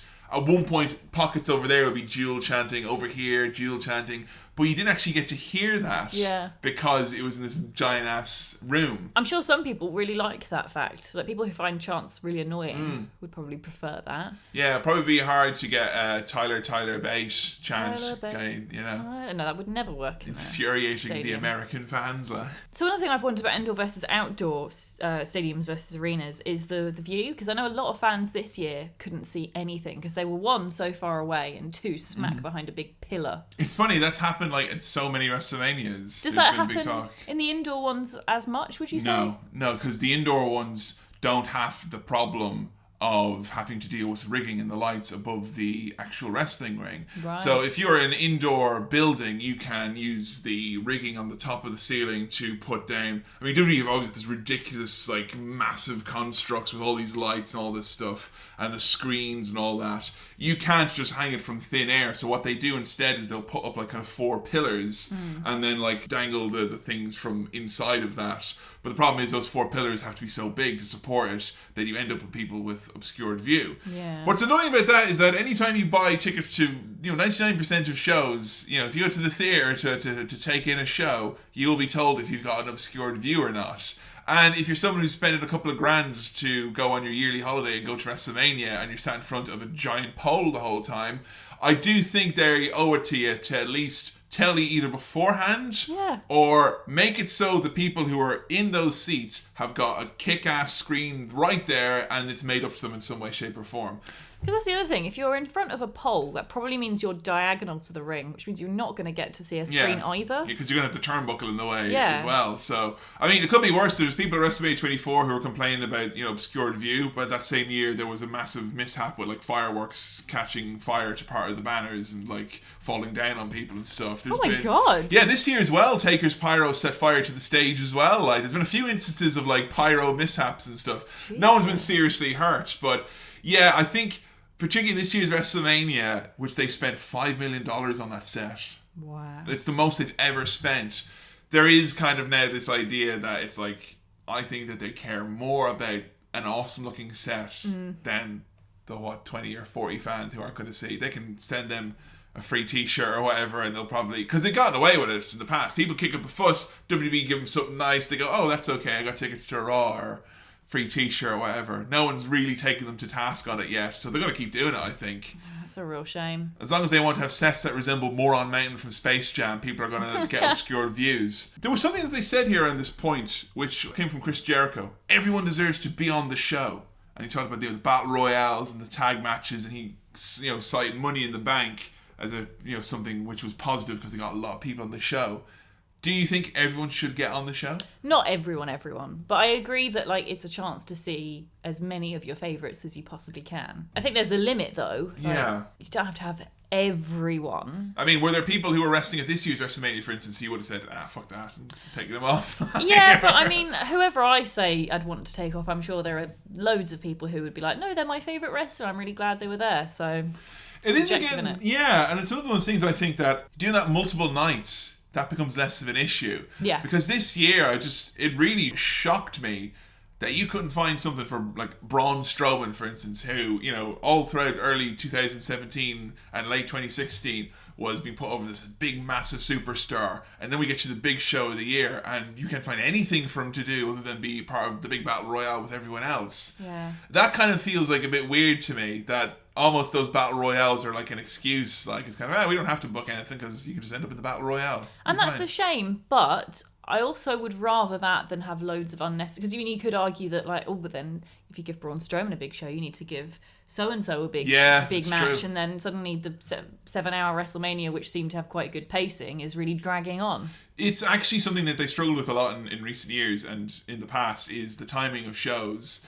There were a number of occasions of matches that were advertised as being on the main show, then getting bumped. Daniel Bryan, it happened to him. Him and Sheamus were meant to wrestle for the United States Championship at, like, WrestleMania 27. They got bumped onto the pre-show, and then their match didn't happen. Their match just turned into a battle royal. They wrestled for 2 minutes, and then the manager came in and says, I'm going to make it a battle royale, and everyone just came out. Wow. So Sheamus and Daniel Bryan not only were put in the battle royale, they were made to pretend to wrestle for like a minute, and then it's like, actually, it's a battle royale. Everyone get out of here. Everyone in the pool.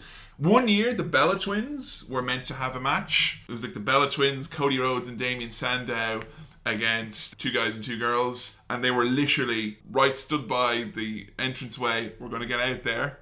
And then they were told, match is cut, guys. Sorry, can't do it. Yeah.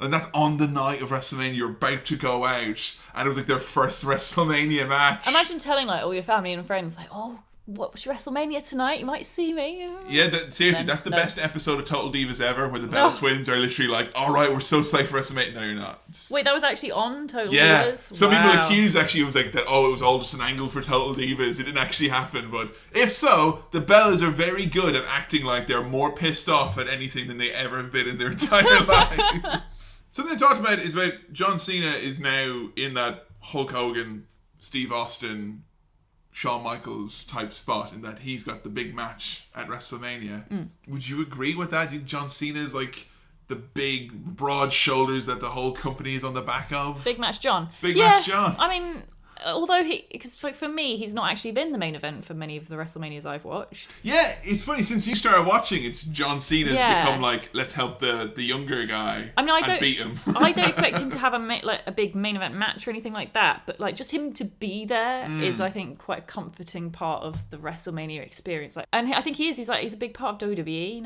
He's the face of the company. I think if Cena's not there at WrestleMania, it's gonna be like Hogan back in the day. Yeah. Because I remember last year, Cena wasn't on WrestleMania, but he showed up during the segment with The Rock and Bray Wyatt. As much as I hated that segment, there was John's here, it's alright everyone. Yeah. Put the kettle on, John's here, it's okay. Do you think Roman Reigns will ever be that? Oh, I don't know, maybe he will.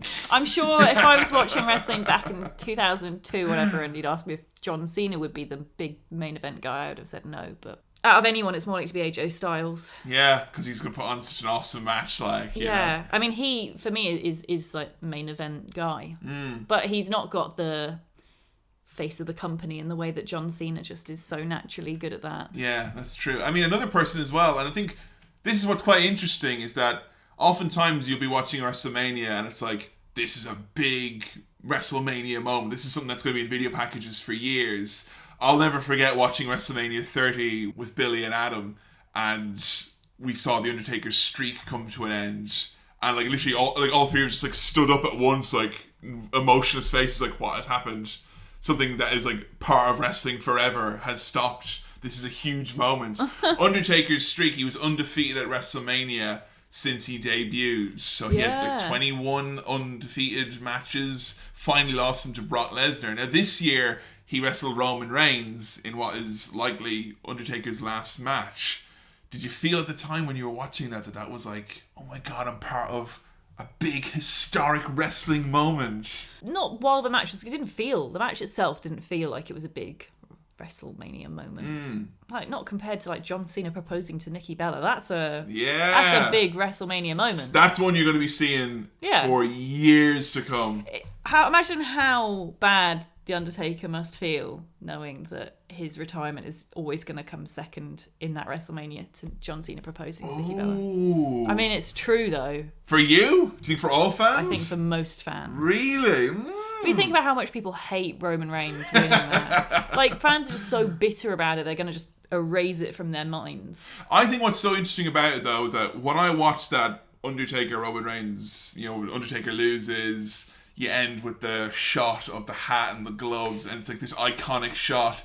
I remember sitting there thinking, I was I don't believe this. Surely this isn't it. No. But you know what? Give it a year, and if Undertaker's gone, and they'll show that footage. Then it will feel. With a music video, and people going, and he gave everything to this bit. And the goosebumps will be there. It's the same thing when Lesnar beat Undertaker. It was this weird, chilling moment.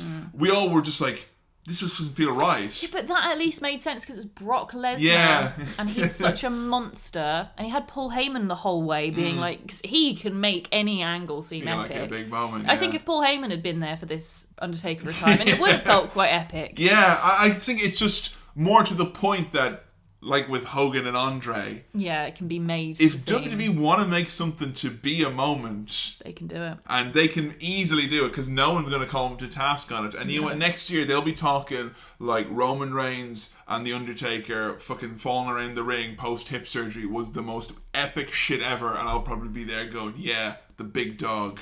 Ooh, fucking raw, you know? I'll buy that shit.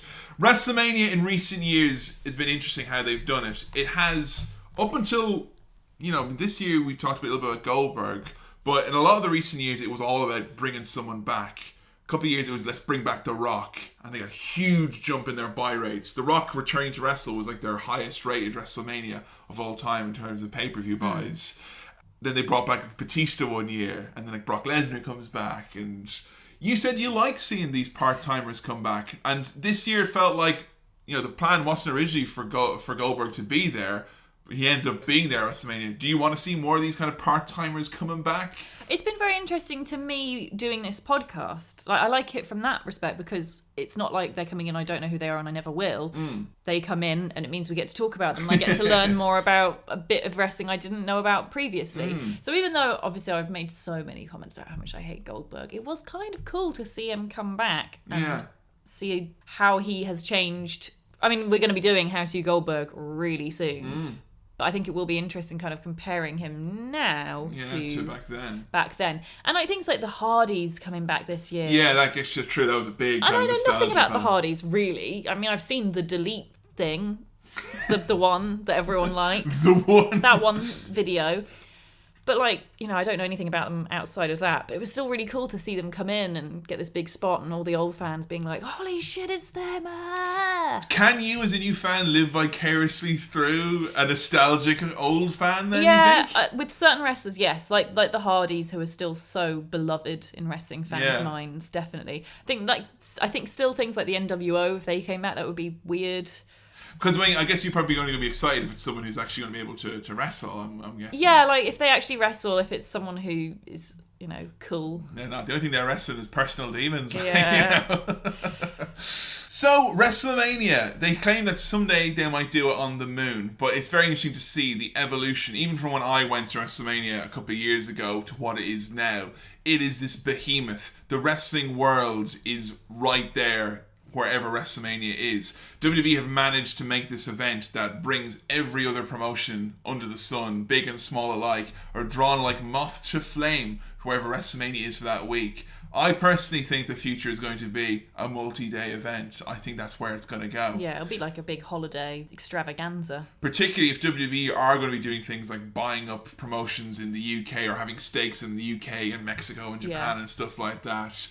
For me, I'll be the first one to admit that I can never objectively look at a WrestleMania, It's because, for me, it's nostalgia and it's childhood and it's something that has been consistent in my life for forever.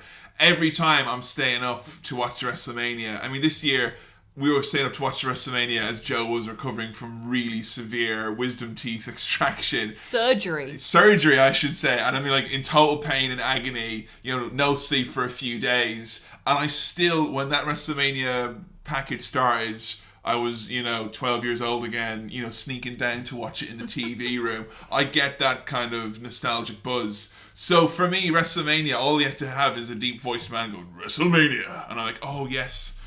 But for you, as a new fan, is it all hype or is there something a little magical about it? And we're saying this now in WrestleMania hangover season. So, I mean, I think I have a bit of a healthier view of WrestleMania than a lot of older fans like yourself because I haven't got any of that nostalgia. And most of the WrestleManias I've seen were a bit dull. Obviously, I loved this year, WrestleMania 33. But I think on the whole, no, I go into WrestleMania kind of expecting not the worst, but mediocrity. Wow. SummerSlam on the whole has been a more entertaining show for me since I've started watching. So yeah, I think I tend to go into WrestleMania kind of with the view of there's going to be a lot of really impressive packages. The matches themselves, you don't really know what to expect. Some might be amazing, some will probably be shit. But either way, it's 7 hours of wrestling, mostly. Is the length something that is inescapable? Because I feel like a lot of people have been talking about WrestleMania and the matches barely got a look in. A lot of people were just talking about how long this fucking show is. It's very long. It's very, very long. I think they should experiment a little more with different lengths. Not necessarily for WrestleMania, but like WWE wrestling shows in general. I think they should play around with having some shorter. It's funny how incremental it's been, because doing the IHR podcast we did was like 40 or so pay-per-views in the IHR, and back in those days it was 2 hours 45 minutes to 3 hours. Yeah, that was it. You might get an extra half an hour at WrestleMania, and now we've been reviewing the more recent stuff, and it's like, fucking hell, 5 hours, 4 hours, you know.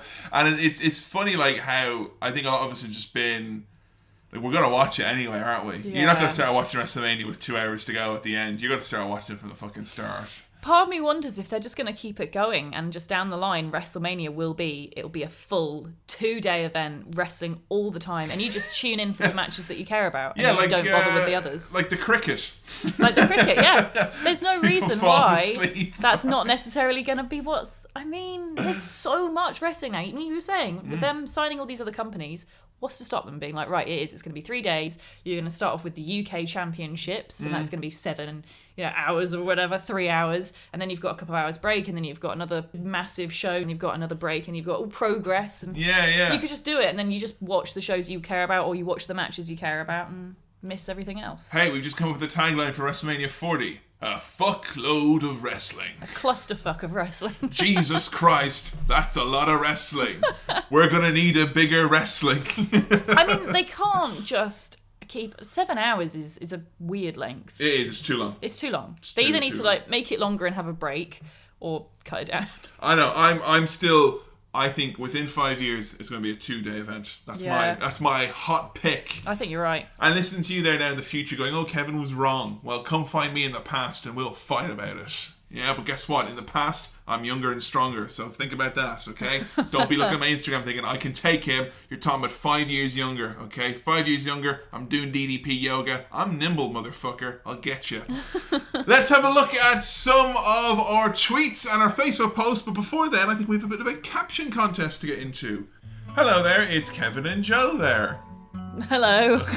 Now, normally this is when we would have a promo, Joe, isn't it? Yes, this is very weird and unnatural. I typed in WrestleMania promo, and try as we might, that event, being an abstract concept, has yet to cut a promo of its own. Yeah, weird fact, there's never been a promo at WrestleMania, ever. There was actually one year where they had a giant video cube, like it was this cube that would lower down behind the wrestlers when they were in the ring, it had all different images on it. And I kind of feel like if WrestleMania ever was to cut a promo, a giant sphere or cube would descend into the middle of the ring, like, hello, I am WrestleMania. Tremble before my 7-hour length. I kind of hope that this cube would have all 4 sides covered in Steve Austin's scary head. That's the all 4 sides of Vince McMahon's scary head. But that. Steve Austin's head is even scarier.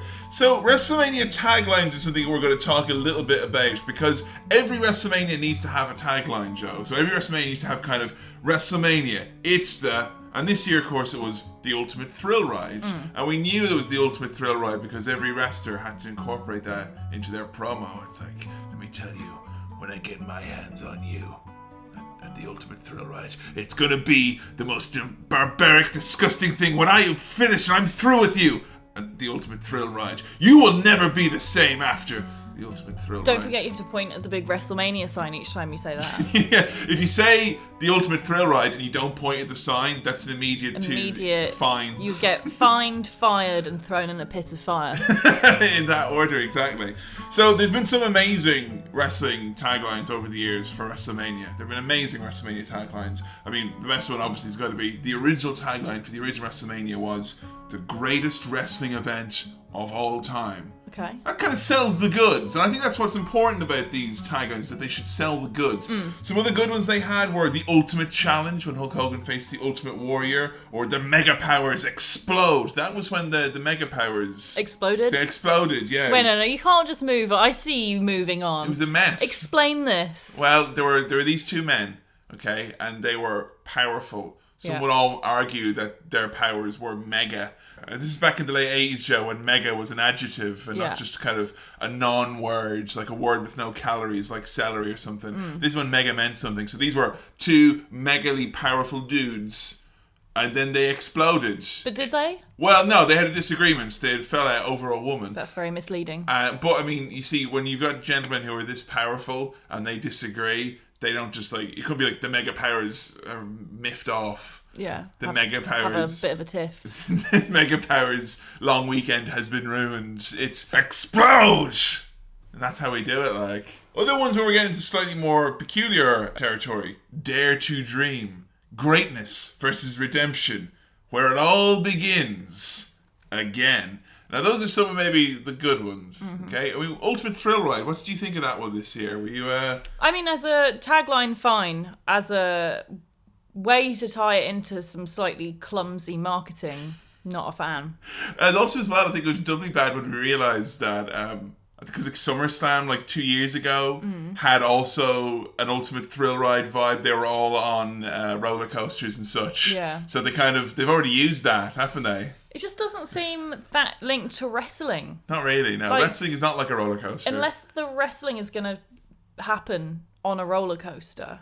Like maybe one of those, those gravity machines and they spin around and stick to the edge and you have them fighting in one of those. Okay, so my idea is that next year WrestleMania will be held in Blackpool Pleasure Beach. WrestleMania. Bumper cars! That'd be great. Do you call them bumper cars here or Dodgems? Either. It's interchangeable. Depends where you go. Alright, some of our weird WWE WrestleMania taglines from way back when. The biggest WrestleMania under the sun. And of course, one of my favourite ones, Friendship Torn Apart. Aww. I feel like that should have been the tagline for WrestleMania this year, but with Kevin Owens and Chris Jericho. Friendship Torn Apart. It's appropriate. The idea of like kind of bringing that real kind of dun dun dun dun dun dun, the really happy music they had. WrestleMania. Friendship Torn Apart. They could have the whole montage of just loads of friendships being ruined. There's lots of ones get ruined, of course. That's all wrestling is friendships being ruined in a physical atmosphere. Okay, here are some of the really terrible ones. Heat. Get all fired up. That's what people wanted those days. I mean, I understand if that's something to do with like Kane. Was Kane at that one? No, that's literally the year before Kane debuted. Oh. We had so maybe it was like a premonition. All Day Long. So this is the one where Kane debuted? All Day Long was 2 years after Kane debuted. Oh. So yeah, unfortunately they're not like if you're trying to go, Da Vinci Code, Angels and Demons on me. Get out of there with your mullet, Tom Hanks, because you're not solving the mystery that way. They don't all spell out a big long sentence, if that's what you're wondering. All 33 taglines. All Day Long's a bit of shit as a tagline. It is, and I was always trying to figure out, like, All Day Long, because that's an Attitude Era one as well. Don't emphasise the fact that WrestleMania is too long. We all know it goes on for fucking all day. All day long. It's like, WrestleMania, just set aside your whole day because you know it's going to take at least 7 hours. WrestleMania 34, all day long, and all night long as well, and a bit of the morning. WrestleMania, 7 hours long. That should be the tagline. WrestleMania 34, Ara lads, are you sure now? That's all day long now, come on. Well, all day long, right? This is what I found quite strange, because that was an Attitude Era one. It was for WrestleMania 2000. That was the WrestleMania that happened in 2000, not like WrestleMania in the future that I've somehow seen, 2,000 years into the future. It's not.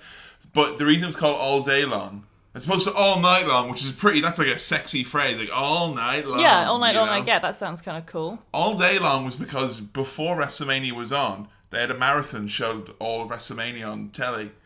So all day long, the idea was that you watched all of the WrestleMania marathon. Oh. And then you were like, oh. And you watched the new WrestleMania as well after that. Jesus. It's not nice. No. But speaking of Attitude Era, this is the worst one of all time. WrestleMania 15. The Raging Climax. That's a bit greasy. The Raging Climax. Call it a fucking raging boner and be done with it. It's obviously what they were going for. WrestleMania 15. Big, hard, Willie. Cox. I mean, a raging climax is something which, we talked about in the Attitude Era podcast, and it's just a phrase that's been in my head for a few years as a result. But generally speaking, when I climax, I'm delighted. Like, quite happy. Well, raging doesn't necessarily mean angry. It can mean powerful. Rage. Yeah. Rage is like No, raging. Raging. Not the same as rage. Which rage in with apostrophe N. Yeah, but still implying the full word, raging. There's something I want to see the word rage in with an apostrophe instead of a G, that I think that it's going to be some sort of like spicy barbecue sauce. Yeah. The raging climax. Ooh, put it on your ribs, but raging not too much. hot chips. I'd eat them. So we put the call out to the How To universe, or the How To universe, to provide us with some of their ideas for WrestleMania taglines. Because WrestleMania always has weird names given to it, like the granddaddy of them all, the celebration of life. So here's some of your entries into our WrestleMania caption contest. Elizabeth, passing train on Twitter, WrestleMania, the greatest wrestling event of part-time. Of course, making reference to a lot of the part-time wrestlers who we'll see they'll at come out of the WrestleMania. woodwork at WrestleMania. Yeah, it's like they're like the Lords. They just come out, the taxi is running on the outside, and they just go in and do their wrestling match real quick just to claim their £300 allowance and go back out again. You've just given me the greatest idea for a British wrestling show, though, all based around the ridiculousness of tradition involving the House of Lords. Imagine if they were to wear little buckle shoes and carry the little cane. Wait a minute! That's Black Rod! What the hell's he doing in here? I haven't seen him since 1896. Chris Brosnahan with WrestleMania. So long, you may need a nap. That's actually a really good idea. Yeah, definitely. You know? Should split into two parts, give everyone a chance to go have a nap. Yeah, have a little nap, have a little sleep, come back in, rejuvenated. I think wrestling fans would be a lot nicer if they had a little chance to have a sleepy sleep. Because you think about it, wrestling fans, especially like when you end up with a main event with Roman Reigns, they get very angry. And They're I think tired and angry, yeah. It's like you're tired out and you're a bit hungry and tired and just like, I'm angry. Cranky. Throwing a tantrum. And then if you had a nap, that would happen less. If cake and juice could have diffused a lot of the situations we've had at WrestleManias in recent years, I am 100% sure I would enjoy WrestleMania more if there was a nap time in the middle. I just think it's a bit strange how, like, a random indie show you'll go to in the UK will have a break in the middle, and WrestleMania That's a won't. really good... But how have I never thought of that before? Oh my god. Doesn't anyone need to take a piss? Like, anyone. Seriously? I mean, I just figured, you know? When does Michael Cole get a chance to sneak out and go for a wee? He doesn't, really, as far as I know. He's got to sit there for 7 hours drinking all that Mountain Dew. I've actually heard stories of wrestling announcers pissing themselves. Are you serious? That's the way it is, like, you know? And the same thing as well, that they go at half-time at WrestleMania, and they're going, there's still lots of time to get something at the bar. You want to go over and buy some merchandise? We got the new John Cena wristbands over there. It's great, guys, all right? And tell you what, we'll come back in 15 minutes. Get your drinks, have a poo, have a wee, and we'll get cracking with WrestleMania. All right, see you later, guys. Great one from Kenny Pickett here. WrestleMania, Pitbull concert, and wrestling event. I told him there to put wrestling event as the top billing. That's ridiculous. Main event, Pitbull. Main event, music. Demagoran, WrestleMania. We hope Undertaker doesn't die too. One from Ben Counter here. WrestleMania, historically about 1/3 likely to be good. Alright, the one I think it could be our winner here, Pasta Sauce. WrestleMania, we're sorry it's not Lethal Leap Year, so stop mailing us, it's not even a leap year this year. I like that a lot, that's brilliant. Well, back to your tweets and your Facebook messages. Thanks so much for taking part in our WrestleMania caption contest. Got a tweet here from Dale Newstead who says, WrestleMania could be terrible for 3 years in a row and then still blow you away 1 year. It is what it is. It was what it was. And there's a lot of people who pointed that out, which was, I think, WrestleMania 30 and WrestleMania 31 were the two where everyone was expecting it to be fucking muck. Like, because the build was so bad. The thing with Daniel Bryan and him being fucked over and Batista being brought in is like, oh, it's so bad. And then Roman Reigns and Brock Lesnar, are you kidding me? That's so bad. And then they ended with Rollins and the heist of the century. They're so good recently at, like, playing on those expectations. And that's why I think begrudgingly I can never be like, oh, I'm not going to watch WrestleMania. No, because the ones which sound shit inevitably... I mean, I was saying that all up to the lead up to this year's WrestleMania, that everyone was like, oh, it sounds shit this year. I don't want to see Roman Reigns with The Undertaker. I don't want to see AJ Styles versus Shane McMahon. It's going to be shit. And I was like, well, it's probably going to be quite good then, because everyone thinks it's shit. That WrestleMania 31, I think, it has to get my vote for WrestleMania that I thought would be the worst and ended up being, like, blew me away. Like that and 32 of those, it was like, and that's when I realised that you know, a build that is sloppy doesn't necessarily mean a good WrestleMania, and a build that's exciting doesn't necessarily mean a good WrestleMania either. WrestleMania 32, where everyone was so hyped about Shane McMahon coming back, and it was kind of disappointing. The whole show seemed way too long. Careful, his son's gonna be listening. Oh, The Rock's gonna be there, yeah! Oh, he talks for 20 minutes and set his name on fire. A thing that we'll never stop talking about. So yeah, you just don't know. It is what it is. It was what it was. A tweet from Pasta Saucer. Fave moment, Rollins winning the championship. Oh. I ugly cried. Least fave, modern day rock segments. Snooze. Oh boy. I feel very blessed that we didn't get a rock segment this year. Yeah, honestly, I was really scared. It was kind of like, do you ever have a party and you're like, oh geez, that dickhead is going to fucking show. It's like that. I was like, I'm enjoying WrestleMania. We're having a nice time. Don't come here, Rock. And worse, I was worried that like the New Day would take over as his kind of role of doing that kind of slightly too long over the top promo. And they didn't. No. Good boys. Very reserved boys. Yeah. Tweet from Sean Somerville now. It may or may not always be the best show, but it always looks like the big deal they hype it up to be. Absolutely, and I think it's goes without saying that every year, now it's not about pay-per-view buys. It's about network subscriptions. And I think that's something which will be interesting to see as the years go on. Are they going to effectively be able to turn the people who watch WrestleMania for free, because it's been free for the last 2 years if you get your free month. Yeah. How many of those can they convert into actual long-term network subscribers? I always wonder about, like, what if they put WrestleMania for free on YouTube or something like that? They might as well. Just gave out for free. Do, like, shit tons of advertising. Like, they've already done the KFC sponsored, stuff like that with Enzo and fucking the bucket. Whatever. They could do loads of that, make loads of money from ads, loads of money from sponsorship, make it all entirely free, fucking YouTube ads at the bottom, who cares? I was going to say... Push the network. Your idea is good, but WWE will get put in restricted mode and no one will be able to see it, so, They've sued themselves. It's not like a right-wing conspiracy blog, honey. You can't just have anything out of restricted mode. Activate Podcast says, attended WrestleMania 31. The atmosphere surrounding the weekend was indescribable. A must-have experience for any wrestling fan. I think that's probably, we talked obviously about how quite intimidating it is if there's a lot of stuff to see and all that. I mean, obviously coming from the perspective of if I find out that there is, a certain wrestler that I love, I will have to see them and I have to see this match. I have to see what the best wrestling is. I want to see all the wrestling, and there's such a variety on now. There's a compulsion to see all this different stuff. But I think that's like not a bad problem to have. Unquestionably, if you're a wrestling fan, the most amazing fun you can probably have is going to that weekend or that week. It's just so expensive and it's just so... I really want to go, but it's such an investment of like, right, that's it. It's like time, money, $2,000. energy. Yeah. You've got to travel on a 9-hour flight, and even then you might get a blocked view. And it might be a shit WrestleMania, and then you're there for 7 hours. I would honestly, I'd be so interested to see what you thought of the whole experience. That's the thing. It would depend. It would be either horrible and I'd hate it and probably never want to go back again, which is a genuine concern I have about going to WrestleMania. It would scare you off, like. Yeah, it would be like, right, well, that was a waste of time and money and I don't want to go ever again. What's the point? It's too much of a gamble.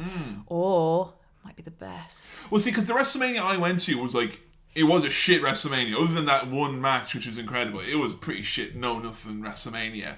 And even still with that, I thought it was just awesome. And the reason was, it was just like, there's something about like coming down into a hotel, into a lobby that's just full of wrestling fans. Yeah. There's something about like, holy shit, there's D'Lo O'Brien over there. Like, oh my god, there's fucking Shane McMahon. Like, it's just something about the city being taken over by wrestling. Wrestle City, Joe.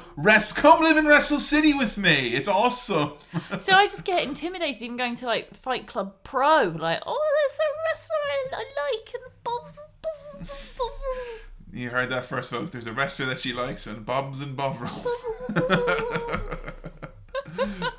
So it's time to announce what our next episode is going to be. Very, very excited about this one. Oft requested, finally doing this one. This next episode is going to be about one of the inductees into the Hall of Fame this year, and someone who has made Joe and I's life immeasurably better this year. I'd say this person has probably had the biggest impact on 2017 for both of us than like any other person in the world. We are talking, of course, about the one and the only Diamond Dallas Page. Shocked ya! Boom! Now, we will try and not just talk about DDP yoga positions. God damn it. As much as we can, okay? You can do that if you want to. Or Stacey. Or Arthur. Keep looking at me. But we're going to be looking at the very interesting career of one Diamond Dallas Page. We're going to have a chance to look at the new DDP documentary that's available from WWE Home Video. We're going to be looking at some of Diamond Dallas Page's great matches and maybe some of his not so favourable moments in WWE. It's something which is really going to be interesting to talk about because he is someone who has had Probably the most unique career out of anyone we've talked about on How to Wrestling so far. What's going to be most interesting for me in this is that for the first time, this is someone who I actually know a fair bit about, like his life outside of wrestling. Yeah. He's popped up on all these different things that I've seen, all these documentaries, like his influence on Jake the Snake Roberts, his influence on like Scott Hall. He's had this huge, massive impact on like all these people. And I've heard so much about him, and obviously I'm familiar with DDP Yoga. You've not actually seen him wrestle? Literally never seen him wrestle. Never, ever. This is going to be interesting because this is one of our wrestlers that we're going to be looking at now who is really, really associated with one brand, which is WCW. So it's going to be a really interesting chance to look at what the climate was like at WCW, a little bit about the environment of WCW, and why it is that Diamond Dallas Page's ascent into a main event superstar is so unlikely and so strange. There were so many things working against him. So we want to know about your favorite DDP moments, favorite matches. I want you guys to give us your thoughts and opinions on DDP. If you're someone who has done DDP yoga and has made a positive or non-positive or any sort of impact on your life, we'd love to hear from you guys. It's always really interesting to know about so many people who are like shy about doing exercise and stuff, and like, I'll do that because that is the wrestler I like. Yeah. That was fucking me, and you know, it's really helped. I can sit cross-legged on the couch now, motherfucker. Hell yeah. Hell yeah. So we want to know about DDP, and also as well your thoughts on the positive effect that he has had on so many other wrestlers' lives. I mean, a lot of people have really had their lives turned around in no small part thanks to Diamond Dallas Page. Use the hashtag HowToDDP, matches, segments, promos, and most importantly as well, funny stories. We'll be regaling Joe with the time that Stone Cold Steve Austin Mick Foley had some fun with cookies at Diamond Dallas Page's expense. All this and more on our next episode, which is How to DDP. So, thank you very much for listening to this episode of How to Wrestling. Thank you everyone so much for all the tweets and all the support as well while Joe was recovering from her wisdom tooth debacle. Thank you. Seriously, very nice touching tweets and because I know we had a little delay and some people were very lovely and very understanding. I was reading through everyone's heartwarming horror stories that they've had involving wisdom teeth extractions. Glad to know I'm not alone. Yeah, now Joe's got a new segment of fans who really love her, who are people who have also had their wisdom teeth taken out. The core fan club of everyone who's gone out now on my end and had their teeth removed because of me. And of course, anyone who's reached out to me who's also got wisdom teeth that enhances their ability to chew. I'll see you at ChewItCon 98 and we'll all meet up and chew lots of things. Are you hashtag teeth in or teeth out? Tell us.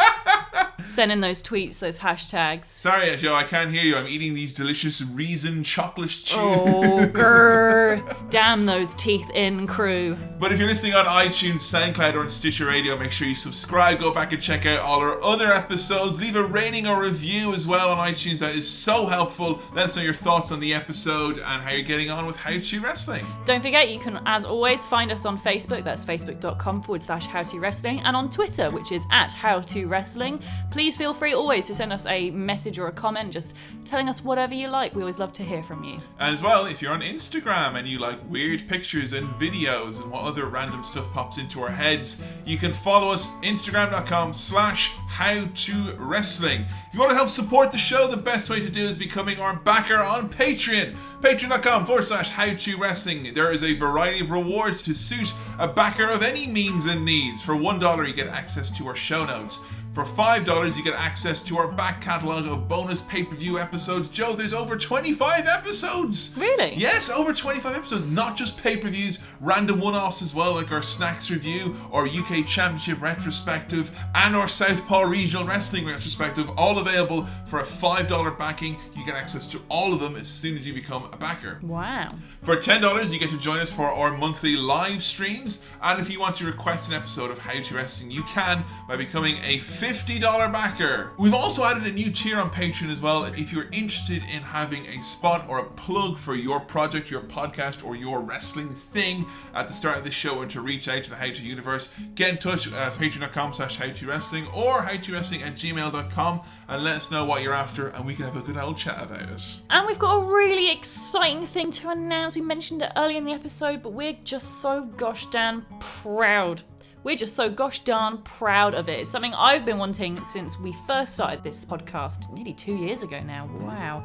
And that's t-shirts. Yeah. We started off with coasters, logically, of course, because that's the thing every wrestling fan needs, is a coaster. But next, after they've got their fill of coasters, you need a t-shirt. And that's where we can help you. And with the kind support of What a Maneuver, who have been absolutely great to work with, they've made us some absolutely lovely cotton t-shirts with our logo on, and it's surrounded by flowers. It's very pretty. And it's not just t-shirts as well. What's awesome about What a Maneuver is that you can get t-shirts, tank tops, unisex, women's, men's tees. You can get toddlers clothing if you want to. See a toddler in a t-shirt. Or tiny fans, you know, little, or you could put a little pug in one either as well. You could do that as well. Yes. Also get hoodies, sweatshirts, whatever it is you're after, long sleeve, short sleeve tees. Available in a variety of colours, everything from pink to yellow to blue, purple, black, grey. There's a huge variety of selections to choose from. And as well, all the t-shirts are of the utmost highest quality. They're all 100% cotton. They're all kick-ass t-shirts. They're really, really good. There are certain types of t-shirts you get, and you get them and you look at them, you can basically see through them. It's like you've rubbed fat against them or something like that. These are the type of t-shirts that you could form a rope out of and escape Vince McMahon's house if he, captured you or something like that. I imagine that Vince McMahon would do that. He'd capture children. I'm intrigued that you went with Vince McMahon, not like Brock Lesnar or someone. Yeah, no one's getting on that compound. He's not going to capture anyone on that compound. He broke into Sable's house. Yeah, her house, not his. Fair. If you want to get them, they're available from whatamaneuver.net. You can find our store there. Just search for How To Wrestling. T-shirts are available to be shipped worldwide and start at $22 plus shipping. That's going to do it for this episode of How To Wrestling. Thank you everyone who has tweeted in letting us know your thoughts on this topic, How To WrestleMania. We look forward greatly to hearing your thoughts on Diamond Dallas Page. Don't forget, use the hashtag HowToDDP or check out our Facebook page where there will be a thread there as well. And if you get yourself your t-shirt from What a Maneuver, take a picture of it, send it to us, we'll retweet it. Let us know if you've gotten yours. We can't wait to see the How To universe looking fly in some What a Maneuver t-shirts. It's widely acknowledged we have the best looking fans with the best taste in apparel. Absolutely, and that's why our t-shirts are available from whatamaneuver.net. It's a goodbye from me, Kevin. And a goodbye from me, Joe. And we'll see you next time for How To DDP. DDP. DDP. That's the right thing, right? You can do it. You can own this. See ya.